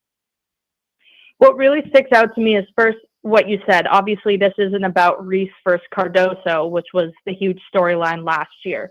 I think that kind of caters to what both teams have right now. It's a very two very guard-heavy teams and very kind of talented, fast pace of play that the offense doesn't necessarily flow through a 5 like it did last year. But kind of a key to the game, in my opinion, for South Carolina is that in the 2 games South Carolina and LSU played last year, LSU kind of crumbled midway through the fourth quarter. Obviously, in Baton Rouge last year, South Carolina retook the lead, I want to say like less than 5 minutes, 4 minutes. I don't have it in front of me, but they were kind of down. It was a close game. South Carolina came out with a 6-point win. Same thing sort of happened in the SEC tournament. It was a lot of back and forth, and then South Carolina was the one to pull away at the right time. LSU has trailed in numerous games this year and has come out on top. They've also won 4 games by less than 6 points. They've won 2 games, 1 by 1 point, 1 by 2 points. So South Carolina needs to know that this LSU team can play from behind and still win, and they're not the same type of team that kind of has that late game mismanagement and crumbles like they seem to have had twice last season. So Do I think that LSU necessarily has the advantage, in the last 2 minutes? No, I'm not saying that, but I think a huge difference in kind of what will be key to keep an eye on is, say South Carolina has a first quarter, second quarter, third quarter lead. They're going to have to understand that it's not time to really like try new things and, be careless with the basketball, because unlike Texas, unlike Oklahoma, these very talented teams, like I don't see LSU getting discouraged by a deficit, whereas it looked as though other teams South Carolina played did, and that was the difference maker. Like that's what allowed South Carolina to beat Oklahoma 101-60. Yeah, Lulu, you just kind of hit on where I was going to take you next. In this stretch of 5 games in a row against top 20 opponents, Carolina wins by 17, by 18, and you just mentioned it, by 41. Most of this team, roster-wise, returns from a championship club, and you just mentioned Camilla is the big departure. Are we learning anything different, especially with Joyce Edwards' emergence now as freshman of the week and the way she's playing? Are we learning anything different about how Dawn is setting things up, or is there a general consensus that this is business as usual for Carolina women's basketball? I think it's a little bit of both. I think Dawn knows that maybe last year some elements of her players, there was almost so much good that a lot couldn't always kind of be shown. I think like Tahina Pau, for example, it was her first year in the SEC. She was kind of coming in as that main like 3-point threat, whereas it's clear she's really developed her kind of like 2-point game and kind of her mid-range jumper, kind of her layups, things like that. So I think that last year it was such a well-oiled machine, and not that this year isn't, but it was very consistent in the sense of the offense could almost always flow through Cardoso. Second time I've said throw. Whereas now, because everyone else is forced to step up, Dawn is kind of able to utilize, within the same players she had last year, utilize how they've improved and kind of what they've worked on and things of that nature. My favorite thing about this team too, I mean, this is kind of a staple of all Dawn Staley teams, is just how much they lock up defensively. We saw this team lose Ashlyn Watkins, who I firmly believe to be maybe one of the 3 best defensive players in college basketball, if not the best, in terms of everything that she does on that side of the floor, and holding teams to around like 0.7 points per possession in some of these games. I mean, it's you saw a team that is a high octane offense in Oklahoma come here and just completely struggle to score the basketball at times. So even despite losing a defensive talent like Ashlyn, what have you seen from this defense when it comes to being able to make up for it in other ways? I think with defense, a lot of it is mental toughness. Obviously, you have to be able to be, strong physically and fast physically. But I look at, players like Raven Johnson and Bree Hall, like they're able to focus and lock into a scout and just at a high level. And I think especially against Texas, we saw what happens when you're just kind of able to, like Bree really didn't help off Booker much at all. Obviously, she was in Booker's head.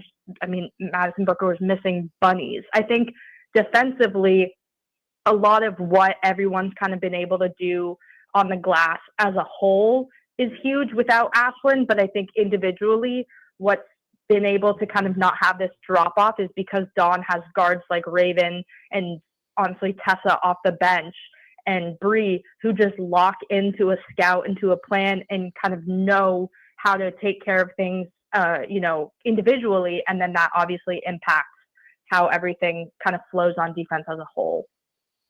Talking to Lulu Kesson of the Greenville News. Before we get you out of here, a little over a minute left. Gamecock football is in everybody's way too early top 25s, Lulu. Andy Staples and Ari Wasserman even have them in their top 10 at number 8. And Elijah and I, doing quick math, would say the average is around 11, 12 right now. Sound about right to you? Any added offseason pressure that this is going to apply to Shane Beamer's team? I'm curious kind of how that offseason pressure does play out, because not to say that the Citrus Bowl was the result of all the hype and South Carolina was like kind of getting it to their head, but it's a lot easier to think about your potential and to kind of lock in when you're the underdog, in my opinion. So I'm curious to see sort of how South Carolina takes a lot of this kind of praise and these high expectations. I understand where people are coming from. I definitely think they're bringing back a lot of key players, especially on offense. I think defensively there's huge holes to fill, but it seems like Shane did some good work in the transfer portal. So I wouldn't say that these preseason kind of rankings and polls are too far off, but I definitely am curious to see kind of the impact that they do have, because it's a totally different story than what they were working with, last June, July, August. Yeah, by 5.5 over under win totals, and you hit 9. So certainly changes things. Appreciate it as always. Have a great rest of the week. We'll talk to you soon. All right. Thank you, guys. Have a great rest of your day. You bet. That's Lulu Kessin on the beat for the Greenville News. Follow her on Twitter if you don't already. Lulu, Lulu, Kessin, Kesin.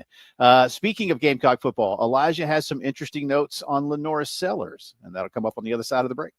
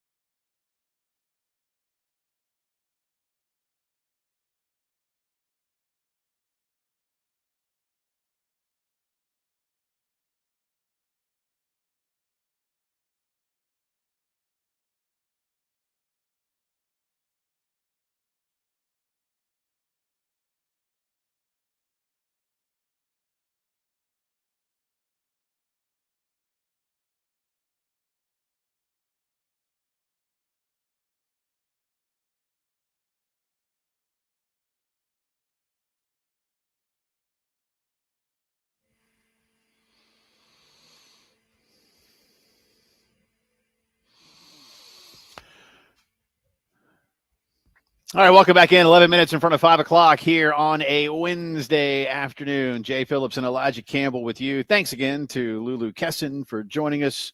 Appreciate her time. Appreciate the fact that, like me, she is a believer in spreading happiness and joy.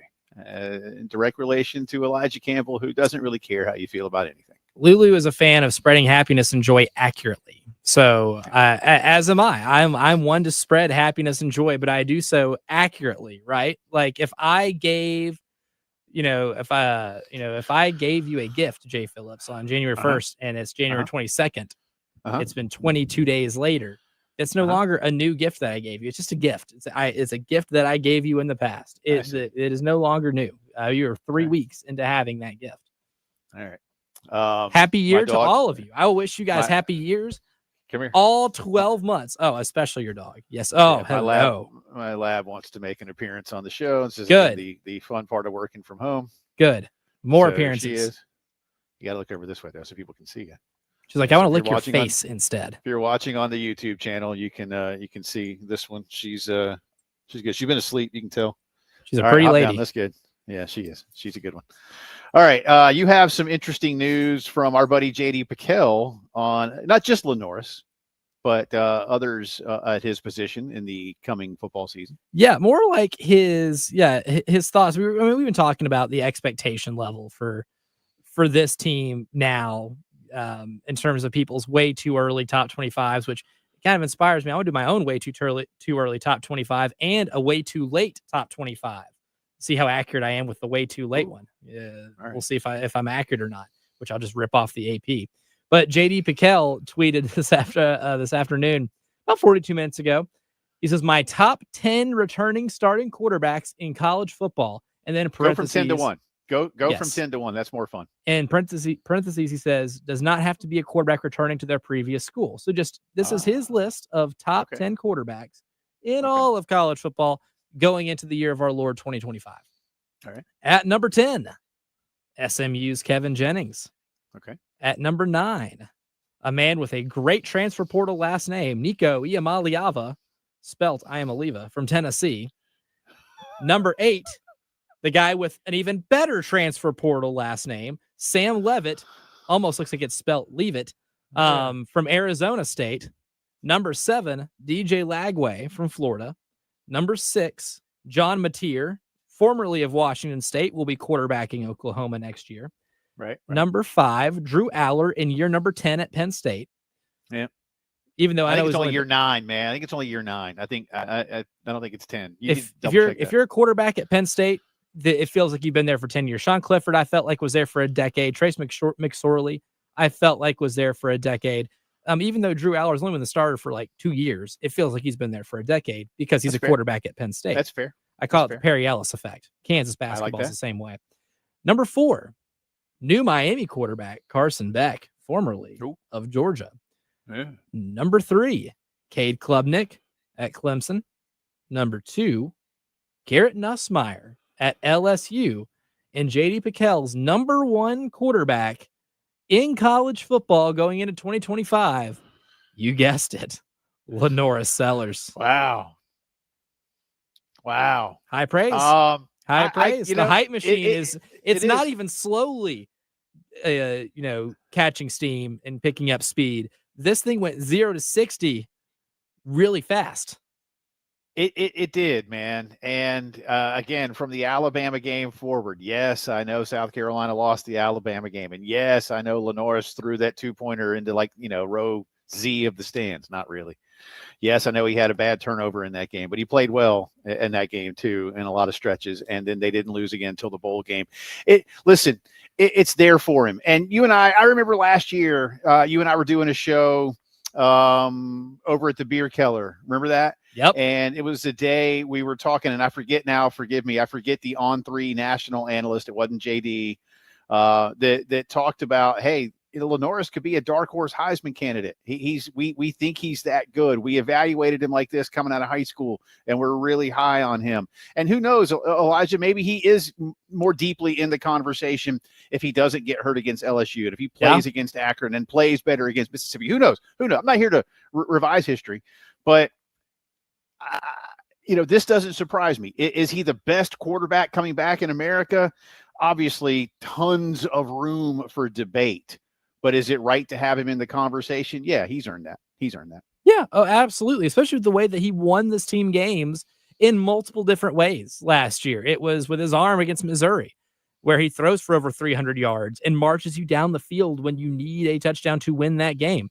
Or when you go to your arch rival in the last week of the year, and when the protection's breaking down, he's breaking out of tackles and he's running all over the yard and scoring in any which way. Yeah, I mean, like from a statistical standpoint and a jaw-dropping highlight reel standpoint, some of those which also help fuel Heisman discussions. Yeah, I think it is very fair to put him as a favorable candidate going into next year. Coming up, headlines of the day, Elijah's breakdown of tonight's Carolina-Florida game, give you a chance to win Carolina basketball tickets to Mississippi State and so much more. Keep it here.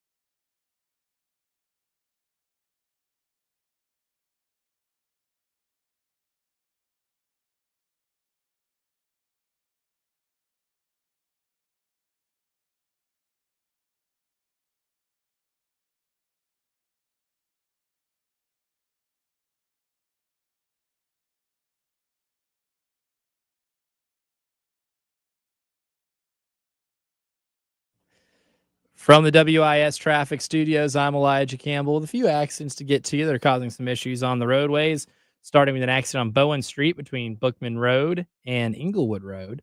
Got another one on Highway 302 near Bushbury Road. An object on the roadway that's causing a traffic issue on I-77 northbound over at Forest Drive near exit 12. You have an accident on Old Charleston Road near Juniper Springs Road and on Pond Branch Road near Albert Taylor Road in Paxton Pond Road.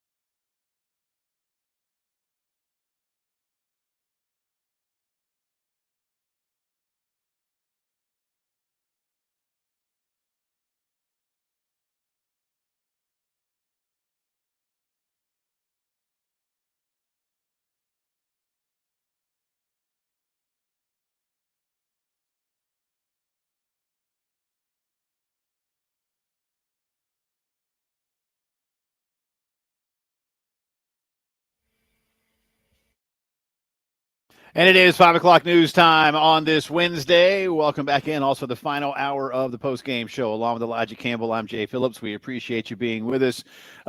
Story here today in Columbia has to do with the Carolina LSU women's basketball game. If you have not yet heard this, then we'll give it to you. Of course, that game, a top 5 matchup scheduled for tomorrow night at Colonial Life Arena, that has now been postponed to Friday afternoon at 5 p.m. This is because of the really bad winter weather that southern Louisiana and a lot of the deep south had. Obviously, here in Columbia, we got just a sampling of what some areas got. But the Baton Rouge, New Orleans area, that part of Louisiana, some spots had up to a foot of snow, lots of ice. Travel was a nightmare, power outages all over the place.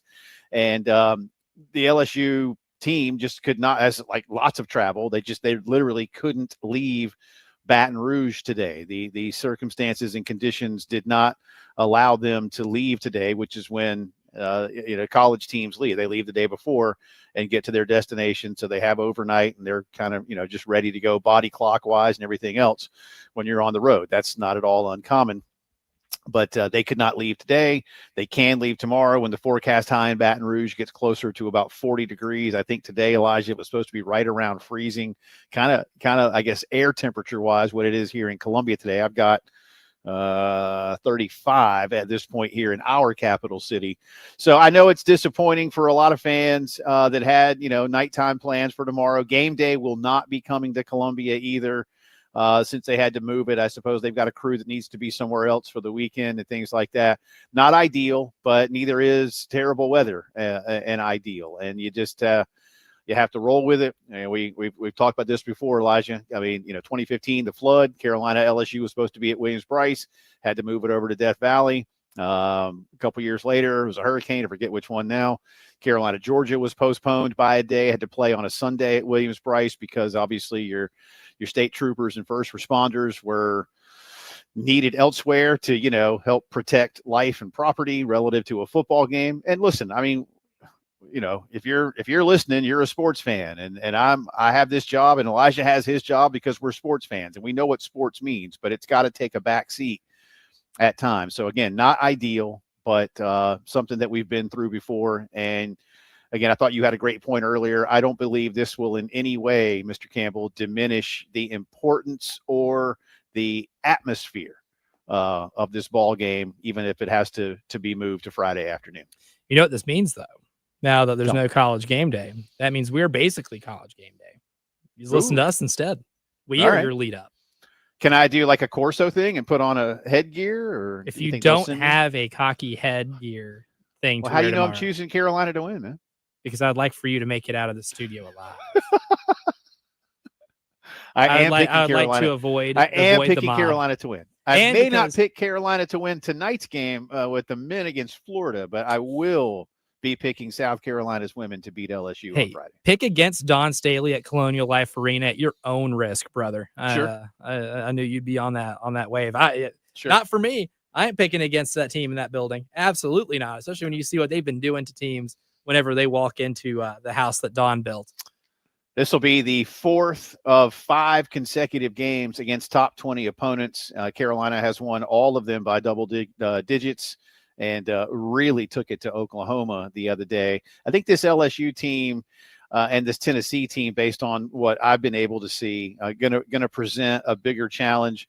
But I thought, like Texas, I thought Texas played all right against Carolina for stretches. For a team that shot less than 30% from field. Yeah, I just as good as you could do. They got some talent. And Vic Schaefer seems to know how to kind of scheme things up against South Carolina. But overall, the Gamecocks have been so strong. So again, not ideal, but this was the best decision for obviously travel safety and everything else. I did see somebody hit me on Twitter and said that because LSU was in Gainesville over the weekend, they should have just come to Columbia and avoided the storm. Look, I get it. I'm not going to say that's crazy, but the fact is that would be like 6 straight nights away from campus. These are students, whether you want to believe that or not. They do have to go to school, and you don't know that it's going to be, it's coming, but you don't know that it's going to be quite literally a record-setting winter storm in terms of accumulation of snow and just shutting down every major artery travel-wise, shutting down the airports. And Baton Rouge is just like Columbia. Many of you have been there. It's a lot like here. It's a good-sized city. We're not Atlanta or Philadelphia or anything, but this isn't Starkville or Auburn either.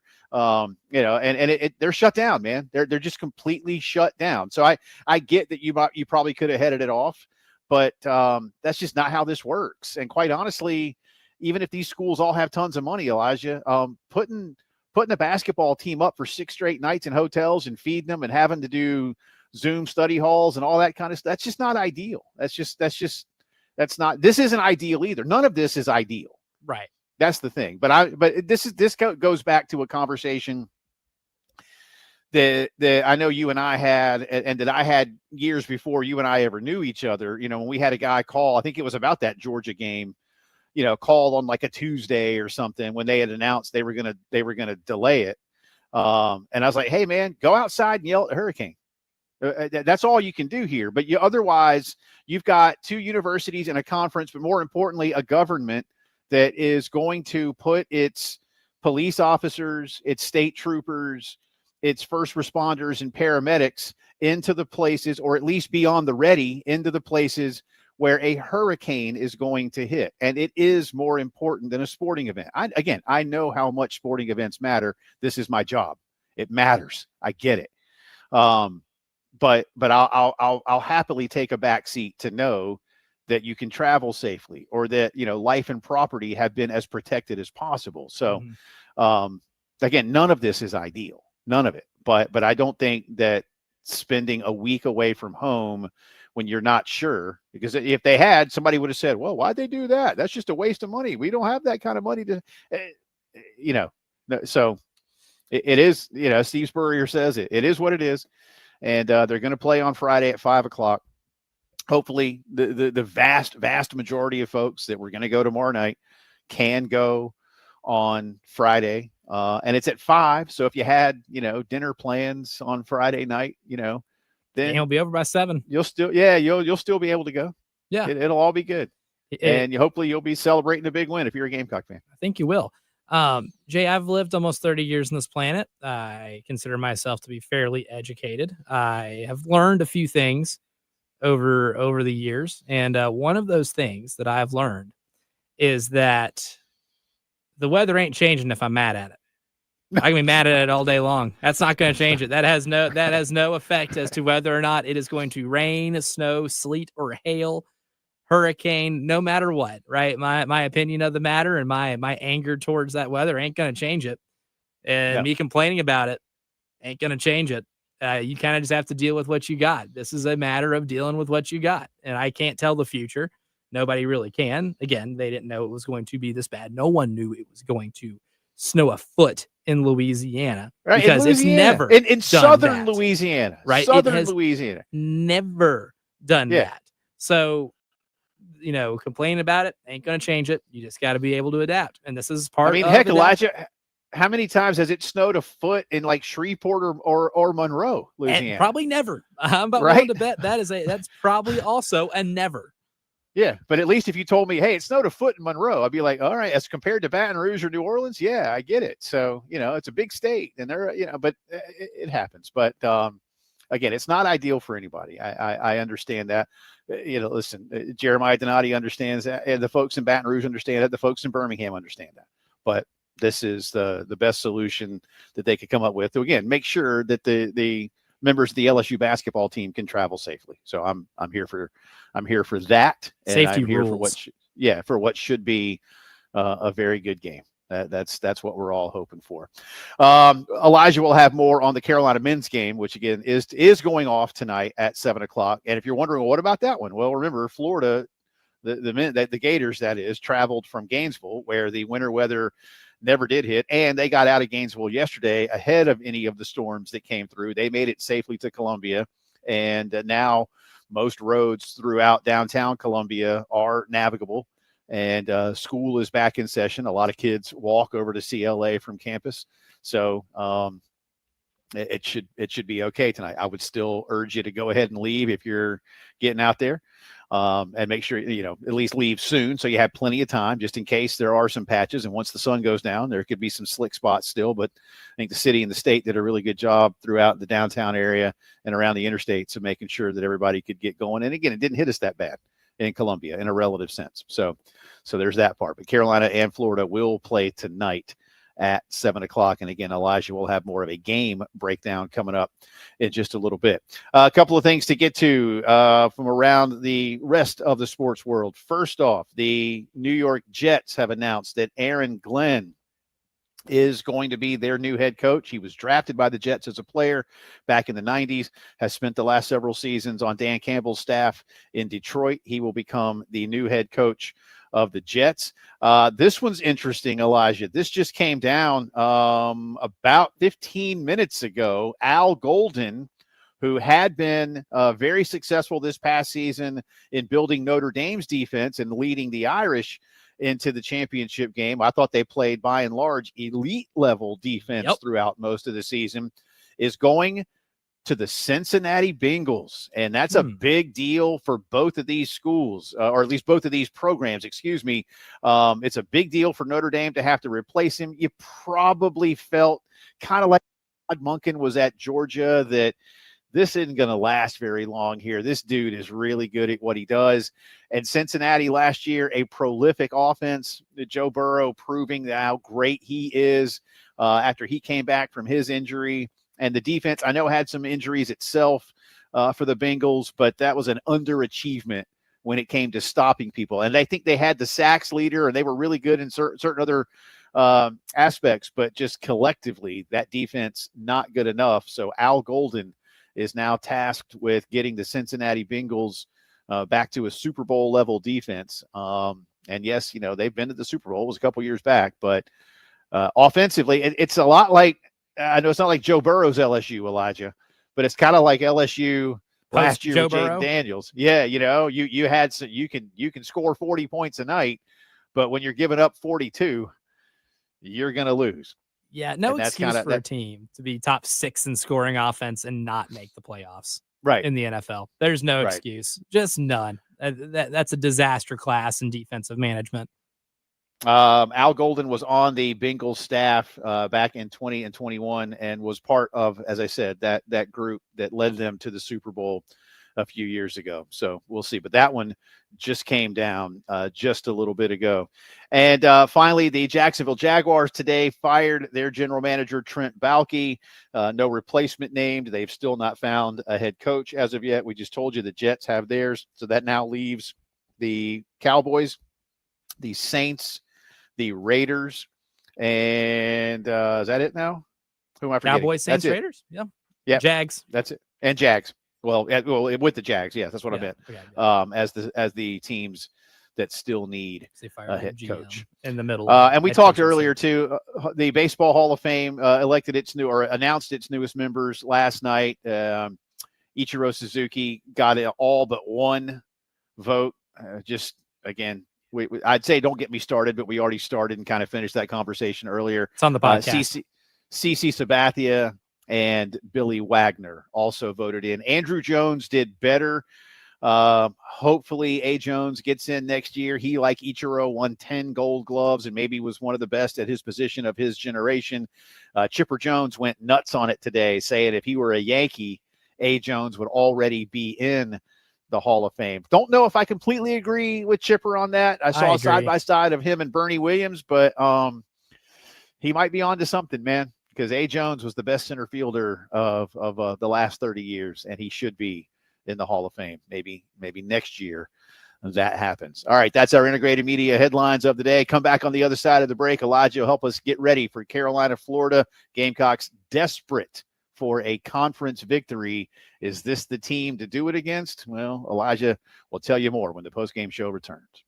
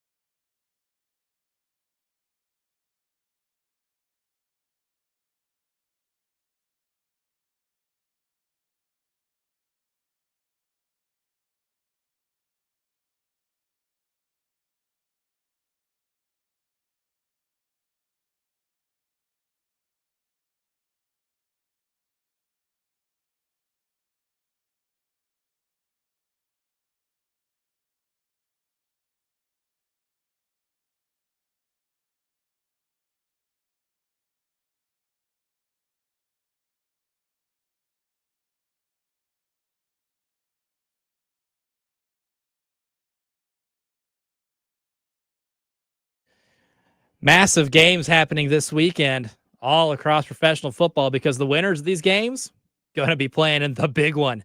That's right, conference championship weekend. My friends over at Prize Picks have a fun pick for you, a free square, if you will. Look, Prize Picks, fun game. All you got to do is pick more or less on at least 2 players, and you can win up to 100 times your cash and cash in on your football knowledge. Well, Prize Picks is helping you out with a little bit of a free pick here. Jaden Daniels, more or less than 0.5 passing yards. I think we know how that one's going to go. He's going to complete at least a pass in this game and get you over that. Prize Picks helping you out with this free square to help you continue to cash in on your football knowledge this postseason with Prize Picks. Also, download the app today and use promo code 1075game. You'll get $50 when you complete your first $5 lineup. Prize Picks, run your game.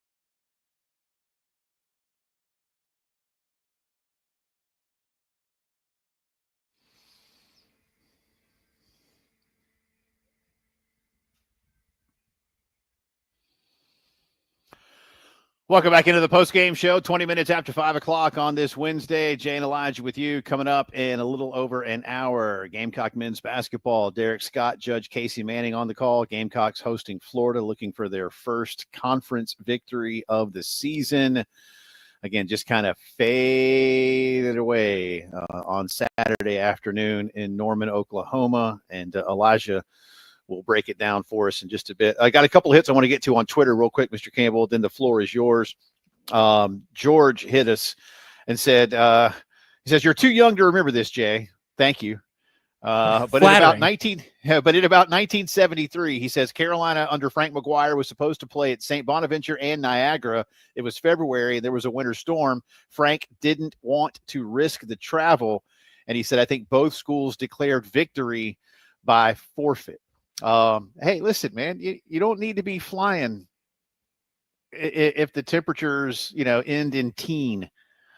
Or whatever, so I get it. Thank you, George. And then I got a couple of hits that have the same refrain. After the way LSU helped us, Carolina, during the 2015 flood, they have a permanent loan in the Friendship Bank for things like this. That's well said. Love that. It is. Love that. It is.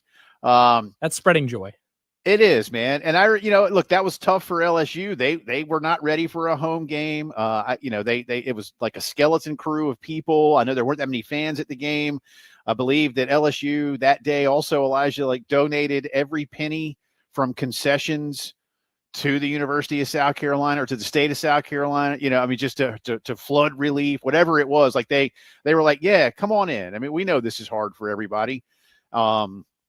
So yeah, I mean, we can sit here and yell at each other about sports all we want, but again, life comes first. So got a couple of hits again with that same kind of refrain, and I appreciate those. LSU needs to know that people are looking out for them. All of us need to know that people are looking out for us. That's kind of the way I see it. And I'm glad the vast majority of you feel the same way.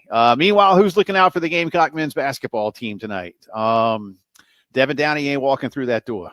No, Sedarius Thornwell ain't walking through that door. BJ Mackey, not walking BJ Mackey and Melvin Watson ain't walking through that door. Ronaldo Bachman ain't walking through that door. Or at least good Ronaldo, right? Yes, good Ronaldo. Yeah, good Ronaldo. Because there was half. I've told you that before, right? Mike Morgan and I and Haney, we did the numbers, man, and it was like a literal one half of the games he played less than 8 minutes, and then in the others he was absolutely dominant. But Coach Odom just knew, I don't have Ronaldo tonight, and he just didn't play, man. It was crazy. It's crazy. I don't remember the specifics anymore, but it was something like that. Like just in half of his games that year, a first round pick, half of his games were He's kind of like the full game version of what I considered Auburn's Katie Johnson last year. I thought he was the college basketball version of a human 8-ball, magic 8-ball, where you shake it up each play and you don't know what you're going to get.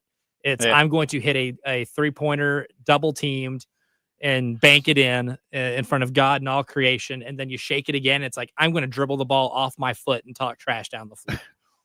When Ronaldo wanted to play, man, he could play. When Ronaldo wanted to play, he was something else. He was something else. All right. I mean, you want to start with the EBPI projection ratings number and go from there, or you want to save that? I'll let you go. We can go from there. I think it's about a 6% tonight for South Carolina. Yeah. 6. Is that about? I mean, I haven't even looked today to find out what the new one is. While you're talking, I'll find out what the ESPN BPI is. But in the meantime, I hate the matchup for them. I mean, and one of the reasons why is because of Florida's athleticism and how they play out in transition, right? This is one of the best fast break transition teams in all of college basketball. If you look at, the amount of points they get on the fast break compared to what they get the rest of their buckets from, they're in the 98th percentile. 20.8% of Florida's points come on the fast break. They score almost 18 fast break points a game, and they get in the paint more than anybody. So if you look at what they are nationally in terms of paint points per game, they're scoring about 39 points in the paint per game. That ranks in the 96th percentile in the country. In an SEC play this year, South Carolina has not done a very good job of keeping their opponents outside the paint. So if you look at South Carolina's defense and their share of percentage of their opponents' points that come in the paint, they're in the 8th percentile. Almost 50% of South Carolina's opponents points are coming inside the painted area. They have not defended the paint very well. And then when you look at how South Carolina does defensively in transition, they're in the 20th percentile in terms of percentage of points given up on the fast break. So 15% of their opponent's points come from transition, and then the other 47.9% come from the painted area. That just so happens to be the two things that Florida does better than everybody else is score in transition and get into the paint. That is, this Florida team is elite at that, right? And of course, they set the tempo better than anybody else in college basketball. South Carolina does give up a lot of fast break points per game. And when Florida's at their best in terms of shooting the ball, it's in transition. Now, you look at their cumulative numbers throughout the season, they're slightly better than average 3-point shooting. And you look at their three best 3-point shooters, or in terms of volume, right? Walter Clayton is at 36.7%. Elijah Martin's at 36.3%. And then Will Richard, a very disappointing shooting season at 31.6%. Until you get these guys in transition. If you go, I get this from collegebasketballanalytics.com. Walter Clayton in transition, shooting 38%, like on the fast break, 38% from three in transition. Will Richard goes from 31% to 43.5% in transition. And Elijah Martin goes from 36% to 40.7%. It elevates, right? They rely on the fast break and getting out in transition more than really any team that's in the top 25 in college basketball. And they dictate the tempo so well that that type of stuff travels. South Carolina is going to have to do a good job on the glass, which they've done to their credit. They've been one of the better defensive rebounding teams in the SEC this year. But not only do you have the task of having backup guards, guys like Morris, who have not been asked to start a lot this year, have to guard Walter Clayton Jr., who is better than anybody at getting to his spots in transition, having to keep up with him all night. You have a shorter bench. This Florida team loves to run. It's going to be easy to get gassed. If you cannot stop the outlet pass and how Florida initiates their actions and their offense really fast, then you're going to be in for a long night. You're going to be in for an absolute long night. You mentioned on, I know we're up against it here, so you might have to carry this over. So I'll tell you what, I'll ask you this, and then we'll take a break, and then you can come back and answer it as part of the drive around the SEC. But Carolina made a defensive shift late against Oklahoma. I want to ask you if, based on some of the things you talked about where Carolina may be deficient, if that's something that we might see employed earlier. So we'll get on details of that, catch you up on last night's action, couple of good games in the conference, and the rest of the slate tonight. The drive around the SEC is next.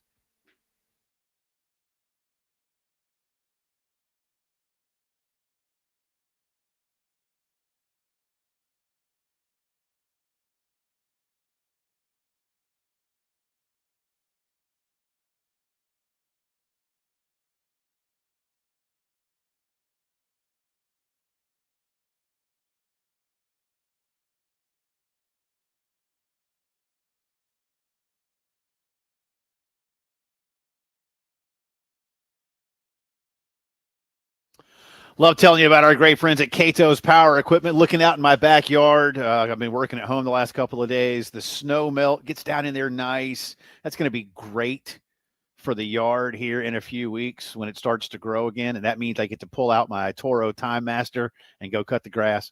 Yeah, I'm excited about that because I like doing yard work, at least some of the time, right? But I'm also excited about going to see Ben for the latest in some other Toro battery-powered equipment, getting a new blower, getting a new pole saw. Elijah Campbell, going to do some of my own tree pruning. Me? Yes, I am going to do that safely. I promise you. I promise you I'll do that. But whether you do your own backyard or front yard, whether you do it for a living, get into Cato's now. A lot of great stuff in stock. 4012 West Beltline Boulevard. If you need something serviced, the service department does it quick. Get you in and out, especially those of you that do it for a living. 4012 West Beltline Boulevard, and always online at catospowerequipment.com.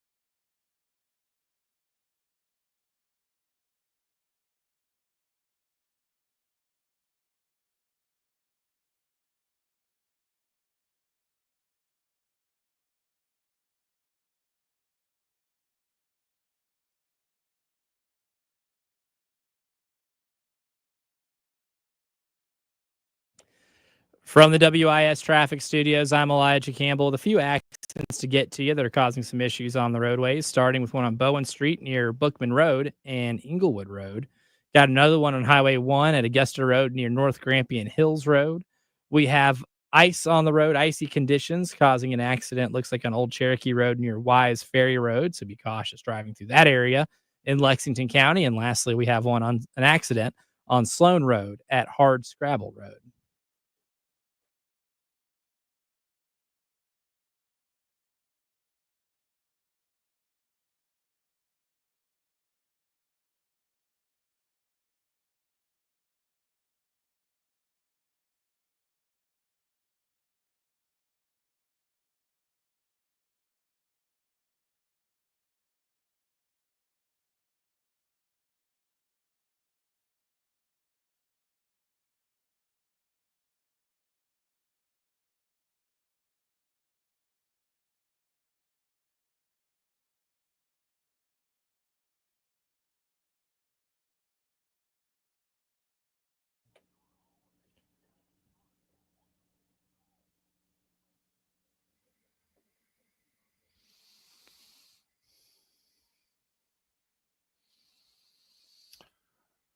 It is drive around the SEC time, and we'll come back around to that question that I posed to Elijah Campbell about tonight's Carolina-Florida game in just a minute. By the way, you mentioned that icy patch around Old Cherokee. Like, again, that's why I'm not on the road today. I don't want to hit any of that.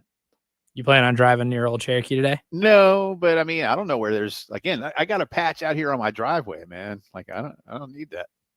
There's like a little spot behind the house where it faces north that never sees the sun.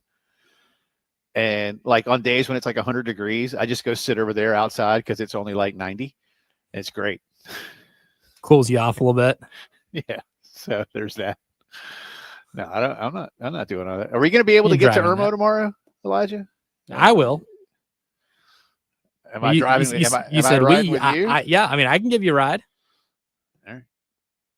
I know you're Mr. driving in the snow and, northern Tennessee. So I learned how to drive in snow and ice with my dad yelling at me in the passenger seat the entire time. So if that doesn't scare the will of God in you to get you from point A to point B, nothing will. Wasn't appreciative at the time. Absolutely not. But, now as an adult, I think it taught me, a valuable lesson to be able to stay calm even when your passengers aren't. Fair. Last night in SEC men's basketball, Alabama, no issues at home with Vanderbilt 103-87. Tennessee decided that they were going to show Mississippi State what defense meant, at least at halftime. UT at Thompson Bowling up 34-16 at the break. State made a little run, but the Vols win comfortably 68-56. Zakai Ziegler might be the best defensive college basketball player I've ever seen under 6 foot tall. Ooh, well, that's high praise, man. You might. I mean, under 6 feet, especially when you put those parameters. Specific parameters. I don't know if I've seen someone who's that mismatched from a height perspective be that dominant defensively. Well, I love watching guys like that play that just want to give you that little bit extra.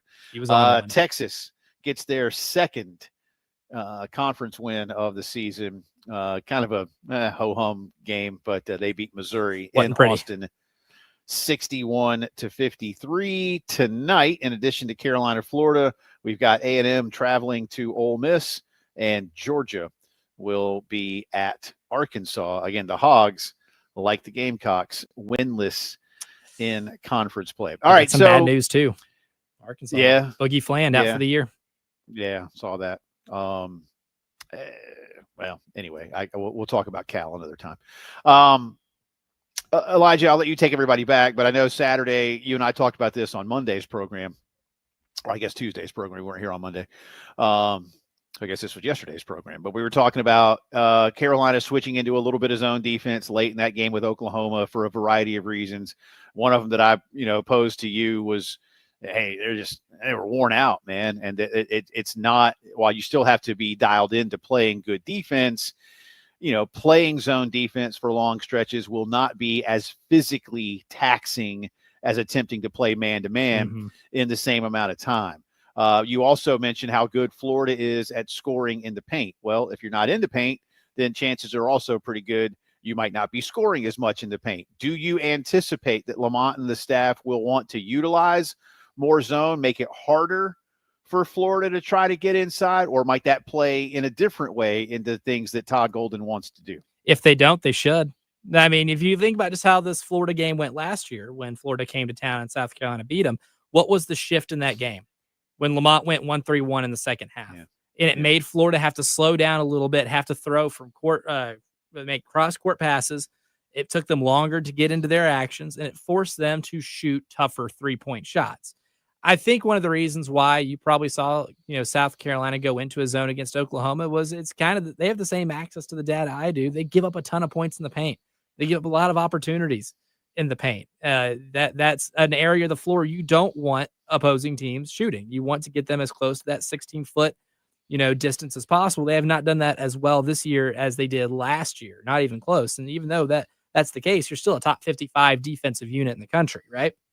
Because you still, for the most part of this year have adhered to your on-ball principles, to a lot of the base defensive principles that you have, and that should keep you into a lot of games, but not if you're giving up opportunities near the basket.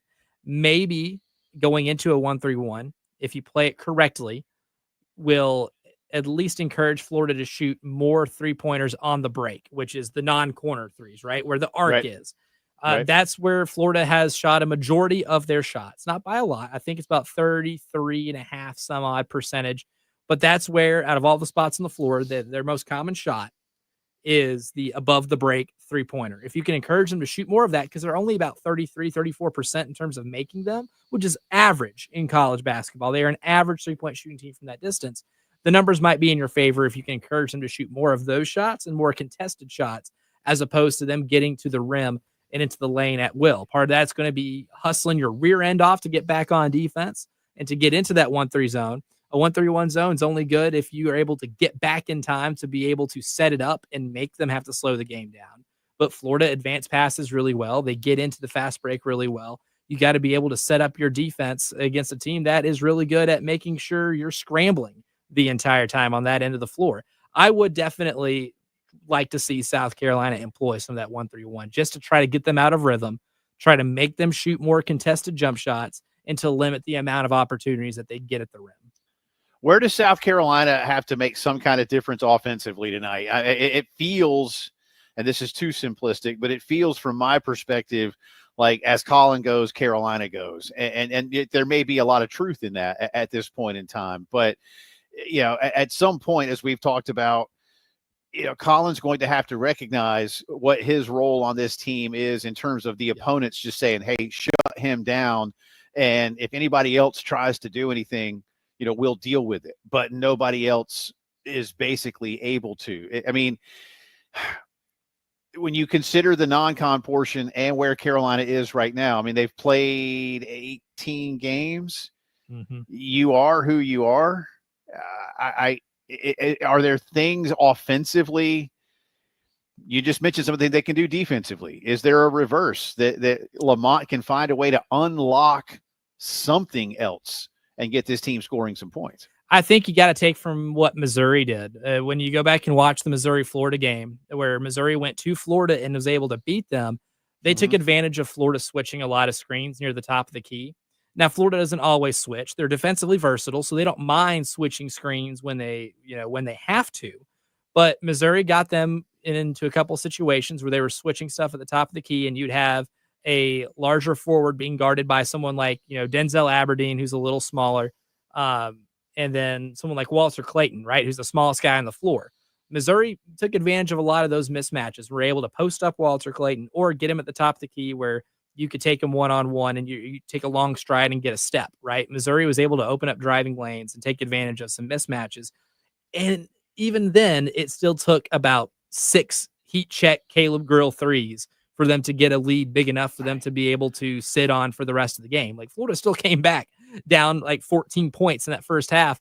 And you showed me those highlights, man. I mean, Florida was heat defending checks. That kid. Yeah. He had hand in the face, bodied up. I mean, he was just hitting them. Webster's Dictionary, if you look up heat check, it's a picture of Caleb Grill against Florida because a couple of those shots were total heat checks. But if you can get Florida into switching in creating mismatches where Colin is guarded by a smaller player about 16 feet away from the basket. Maybe you can get him in an advantageous position to shoot the ball.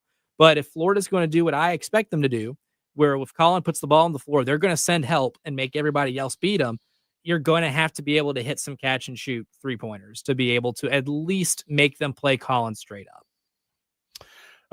That's our drive around the SEC. We'll have a little bit more on this one, and I want to get to one more college basketball note on the other side, and I'll tell you about that in a second. First, as we hit the break, callers, what do we have? 2 pair, Elijah Campbell? Is that right? Yes, I believe so. All right. So callers 4 and 5, a pair each, if you would like to go to Carolina, Mississippi State on Saturday afternoon. I believe that's a 1 o'clock game. Indeed. Yep, 1 o'clock. So again, a matinee performance at CLA, Carolina, and the State Bulldogs. Callers 4 and 5, you get a pair each, 803-404-6100. Again, we'll come back on the other side. I'll ask Elijah this question too, from a game last night in the Big East. Is this how you should talk to the officials when you want them in your corner? We'll give you some details and see what you guys think when the postgame show returns.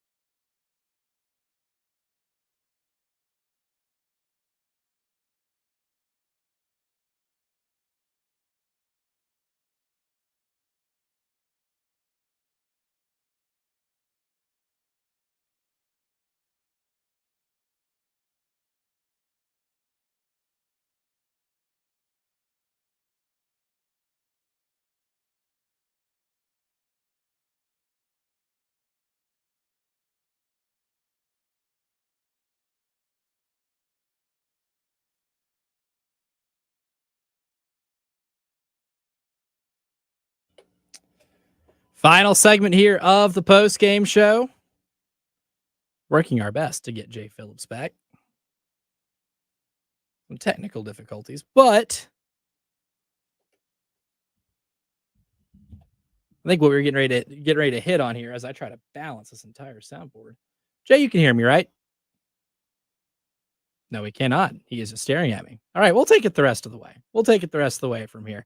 But last night, sticking to college basketball here, Danny Hurley, the two-time national champion in college basketball, as the head coach of the UConn Huskies, didn't necessarily have a banner showing. Now, his team on the floor squeaked out a win against a Butler team that is fighting for its survival in the Big East and fighting for its survival for its season. Butler now, granted, took UConn to overtime and gave them a really good game. And UConn, again, struggling to win games against teams that they should, quite frankly, be winning pretty handily. And Danny Hurley hasn't necessarily, or Bobby Hurley, I call him Danny Hurley. Bobby Hurley, not Bobby, Danny Hurley. I get them mixed up. But Danny, the one who wins championships as a coach, hasn't necessarily handled that adversity pretty well this year. At Maui, if you guys remember, he went ape on some officials, got a technical at the worst part of a basketball game towards the end, cost them the game against Memphis for one of their losses this year, and then really didn't necessarily take ownership of that. And then last night, berating officials again. And if you're a professional lip reader, then you were able to pick this up. The microphones didn't pick this up, but it appeared as if Danny Hurley walks over to an official, and after the official turns his back on him, because at this point, I don't necessarily blame any officials for turning their back on Danny Hurley after getting berated with insults or whatever it is, says, quote, "Don't turn your back on me. I'm the best coach in the bleeping sport." And he did not say bleeping. And it's become a pretty bad look for Danny Hurley, a guy who at this point needs to get over himself. Quite frankly, you're, I guess, spat with an official, cost your team a basketball game against Memphis. Now, UConn's not necessarily a shoe-in to be a top 8 seed right now. They kind of have to, I'm not saying they're fighting for their life. They're going to be in the NCAA tournament. Even if they lose a lot more games in the Big East, they're going to get the benefit of the doubt because they're the two-time defending national champion. But if you look at this league right now, they've already lost to Creighton. Creighton's ahead of them in the standings, can easily finish ahead of them. Already lost to Villanova on the road. And against a Providence team, they squeaked out a win. And against Butler, they squeaked one out too. There's a good chance that KenPom has them going 13-7 in the league, 21-10 overall. And that's a resume that made teams in the Big East be on the bubble. So I don't know if I'm the best coach in the bleeping sport is an angle you want to hit on right now when your team is at 132 in the country in defensive efficiency. Look, I understand getting mad at officials. Coaches get mad at officials all the time. And Dan Hurley is not the first guy to absolutely lose his ever-loving mind on a referee. He's not the first one, and he's not going to be the last. But a lot of those coaches don't necessarily cost their teams games. And Danny Hurley has already done that once this year. And he's towing the line on doing it again. And at some point, he has to have a little bit of humility, look himself in the mirror, and realize maybe if you cost your team games as opposed to winning them at this juncture of the season, maybe you're not the best coach in the bleeping sport. And maybe your temper is keeping you from becoming that. Because look, his ego is getting a little bit the best of him right now because they've definitely regressed. This is a team that in their 2 national title winning seasons, we're top 10 in both offensive and defensive efficiency. They're not that this year. Offensively, they're still a juggernaut. They still score very efficiently, but they cannot guard themselves out of a paper bag. And I understand Danny's thoughts on being the best coach in basketball because I think a lot of people would say that he is because he's won the last 2 national titles. But since he's been at UConn, he has not had a defensive unit finish in the top 29 in defensive efficiency without Donovan Clingan. Donovan Clingan did a lot of grunt work there to make that team so good defensively. And it helped them win 2 national championships because of it. Jay and I were talking this morning when we were having our show meeting in terms of taking that quote from Danny Hurley, not just ripping him, because I think he does need to be poked fun at anytime somebody kind of underachieves because of their own hubris. I think deserves to get poked at a little bit.